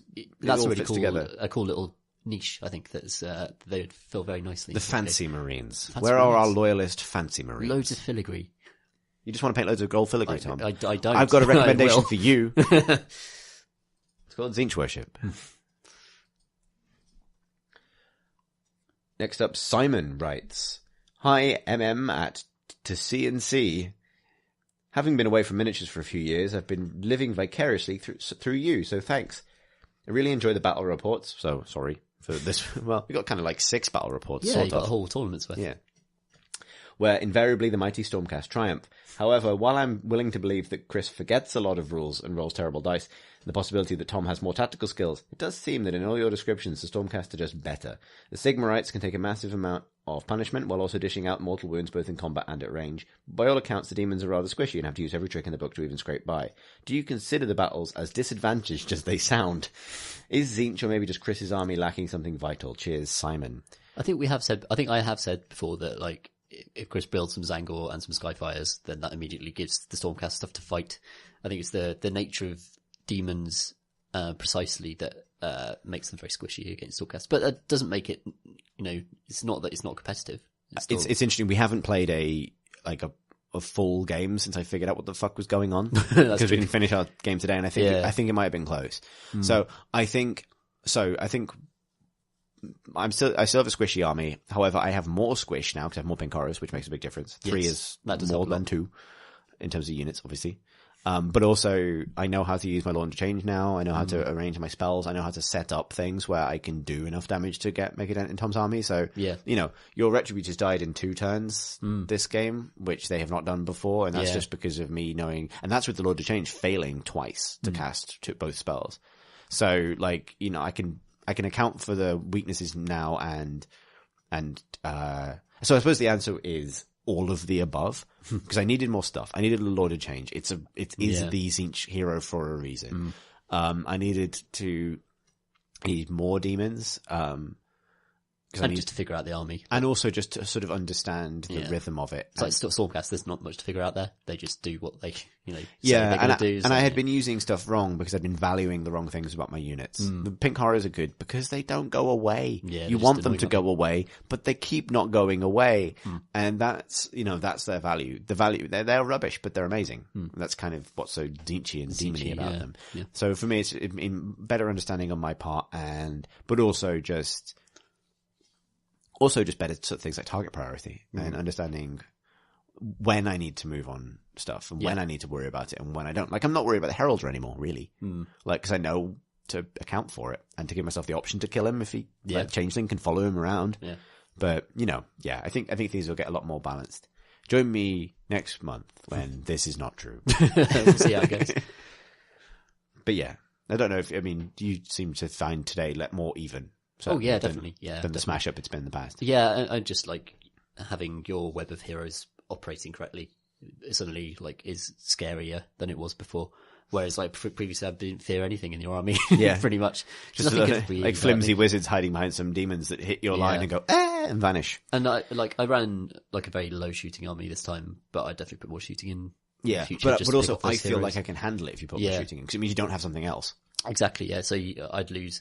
I did have I had some Aetherwings and Gryph-hounds. I think what I'd do next time is lose a hero and put some extra shooting in. In fact, obviously the full proper battle report will be in the show notes to some extent, but the only thing I would have done differently, the way you set up, was you put your 2 units of Liberators on the objectives and had the Aetherwings and stuff rush forward to slow me down. Yeah. I probably would have put the Aetherwings on one of the objectives and that's libs true. Running around. But then, a changeling can easily kill a unit of Aetherwings. Just have that point. It's maybe harder than you think. Yeah, changeling is not good in melee, and if he fails, so the only way to do it is a bolt of Tzeentch, which has to do all 6 mortal wounds, and it's cast on an 8, and he gets no buffs because he's so far away from everybody. Yeah, so it's not. It depends on my destiny dice a bit. Yeah. Basically what I'm saying is it's more of a toss-up than you think. Yeah, I think maybe I was too worried about being back capped. But again, libs don't kill stuff. But I couldn't just chew them forward and move on, right? But I knew that the Formulator... Chew them forward? Chew them forward. You move them forward and I'll chew through them is what I meant. Chew them forward. I knew that the Fulminators and the Prime were going to come down and was confident in their backcapping capability, so I didn't feel like I needed the libs. I guess what we're saying is there will continue to be... I think there's more strategic decisions being made by both of us now. Yeah, weirdly. Despite everything we've said about the game having phases where you feel like you're not making any decisions, I think we're both making more. But the movement phase is brilliant. Movement in AOS is fucking awesome. Yeah. I love it I love that aspect of the game as all game. I'm kind of learning not to move sometimes, to be like, it's actually okay if I stand here and shoot you. Yeah, definitely. Yeah, totally valid. Next question, getting towards the end of them, comes from Robert, who writes, Dear Heretics, so my mum went to the local church raffle and won. When she took a look at the prizes, she recognised something I used to be into and picked me up a Chaos Demon Prince. For my first question... in a church raffle? Yeah, exactly. That's amazing. Yeah. Is this real? His first question is this older model still legal with all the new rules, or is there some sort of rotation? I used to be heavily into Lord of the Rings models a decade or so ago, and with my recent windfall and your podcast, I want to get back into the hobby, though when listening to the pod, you quickly lost me with talk of paint thinning, washes, wet palettes, etc. When I was painting, I thought dry brushing was rather fancy. Are there any good resources you know of for basic painting skills for novices? Many thanks, Robert. So your Demon Prince will be perfectly legal as long as it's on the right size base for the game system you're playing. So just take some notes from me, Chris, the mistake maker, and go Google like AOS bases chart, if AOS is what you want to play, whatever, and just find out what it is. You may have to go into Games Workshop and buy a circular base of that size for a couple of quid, but they're pretty cheap by GW standards. So, that's the thing. That's the only thing to consider. In terms of painting resources, there are loads, right? Yeah, actually, not to just bang GW's drum forever, but Shag, marry, kill, avoid, bang their drum forever. Duncan Rhodes on their YouTube channel does very good painting tutorials for all of their models that introduce you to the Citadel system of base coats, layers, washes, blah blah blah, and it's way less complicated than we've made it sound, I imagine, just to get started with it. I think it's like anything that involves any measure of jargon. When you don't know what the jargon means, or if it's not physically real to you, it sounds unknowable. Yeah. Anything's like this, music's like this, making films is like this, writing is like this half the time. Like anything like this, as soon as you know what people are referring to with those terms, it gets a lot simpler, and you can do all of the things we've described. It's just, you just need to be shown the thing. Yeah. Also, asking for help in a Games Workshop shop is not a bad idea either, or a local game shop. They've normally got, they should have paint stations just available for them to show you techniques and stuff. So, yeah. Also, we mentioned this in news, but they just put out the Citadel Paint app, which I haven't used yet, but is intended to help you know what paints to mix and that kind of thing, I think, and comes with tutorials and stuff. That's right, yeah, you can select any colour, and it will give you the wash, highlight, dry brush, and it will give you a Space Marine backpack that has been painted using those colours, so you could see exactly how they'll turn out in the final model. Yeah, it's really handy. Yeah, very handy. So next question comes from Adam, who writes, Hi Chris, is your Chaos Sorcerer actually Rincewind? If his hat says Sorcerer misspelled, you might be onto something. That's from Adam. Well, he's a Stormcast Lord Celestant now. Actually, I just thought of something amazing. Oh, yeah. In our game, he just followed your guy around, didn't do anything, and cast some buffs. That's It's exactly the same thing he did with... It's his whole deal. He survived all of Blackout. He didn't die once that entire time. Really? Yeah. Well, wow. Yeah, he survived Games Day as well. Yeah. That's all. Yeah, that's his But he just wandered around and his dog got killed, which is basically... it's exactly the same. Some things never change. You can reforge your soul, strip out all of its corruption, but he'd still be basically incompetent exactly. on the other side. Yeah. So, I mean, I'm going to build the next chapter of my army around his absence in a way. Yeah, that's really cool. I like that idea. This tower I'm building will have been his tower, and a new cult is going to grow around it. His legend will spawn. Because he did do some good things in his time. It's just, I mean, when I say like he's a bit incompetent and snivelling and things, it's because he's a Chaos Sorcerer Lord. He's all about ambition and thwarted ambition. He can't he's not a striding golden hero. That's the Stormcast. Yes. He's always going to be making mistakes and following a big bird around. That's how it goes. Yeah. It's a bit truer to life, I like to think. That's my reality. Finally, James writes, Hello, Chris and Tom. As a response to last month's question about how an Imperium where the Thousand Suns never fell would look, I'd like to recommend The Dornian Heresy, a series of unfortunately unfinished fan articles by Bolter and Chainsword, which inverts the allegiance of all the legions. There's articles detailing all of them apart from, if I remember rightly, the Imperial Fists, the Sons of Horus and the Death Guard. Definitely worth a look, if nothing else than for the interesting considerations that the author had. For instance, instead of the sorcery-focused Thousand Suns falling, the bird-themed Raven Guard become mutants, while the Thousand Suns get the opportunity to become soul-bound in a similar way to the Astropaths, which is a really interesting idea. Yeah. Also, thank you for inspiring my friend to pick up some Age of Sigmar. We've taken the plunge and should be playing our first game with fully painted miniatures sometime next month. Nice. Anyway, keep up with the good work, and if this is read out on episode 8, which it has been, Happy Corn Month, Hooray! which is something no Blood Reaver has ever bellowed. Happy Corn Month. Happy Corn Month. Happy times for the happy month. It's each next month. We'll have to come up with some twists. I'm just going to lie Yeah, for the entire podcast. I'm just going to say nothing but I'll lies. swap out for a random person. Yeah, halfway I'm through. going to lie for the entire podcast and then die out of nowhere. Again, that podcast will And then end. you'll just win on points, like 2 I'll hours grind into the out a points podcast. victory, Yeah, exactly. as I always do. Inside the joke. That is all of the questions we have time for on this Miniatures Monthly episode 8, the one with lots of skulls. If you'd like to send us a question for a future episode, you can email us at miniatures@crateandcrowbar.com. You can also hang out with our awesome community on Discord. However, the channel has changed. It used to be Table Talk, and if you've listened to back episodes, you'll be used to me saying Table Talk. It's now Roll Models, but where roll is like ROLL, because it's a pun, right? Yes. It's rolling dice and models. Yeah. It's very clever. It's because the Table Talk channel was originally for like the pen and paper guys and the board game folk.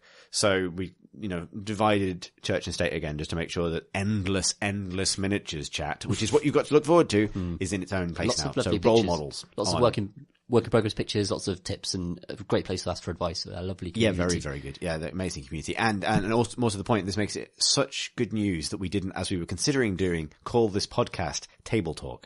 That's true. Dodged a bullet there. Should we call ourselves role models? No, No. because we're not role models. No, that's Tom. very true.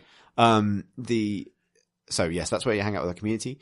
The Miniatures Monthly is obviously part of the Crate and Crowbar and is as such supported by the Crate and Crowbar Patreon, by backing the main video games podcast that we do, allows us to do these spin-offs, including this podcast. If you'd like to find out more about that, you can find us at patreon.com/Crate and Crowbar.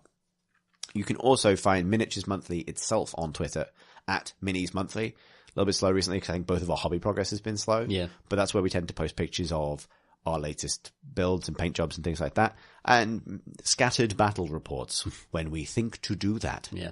Tom, how do people find you on the social media if they wish to do so? I'm on Twitter at PCGLudo, which is LUDO.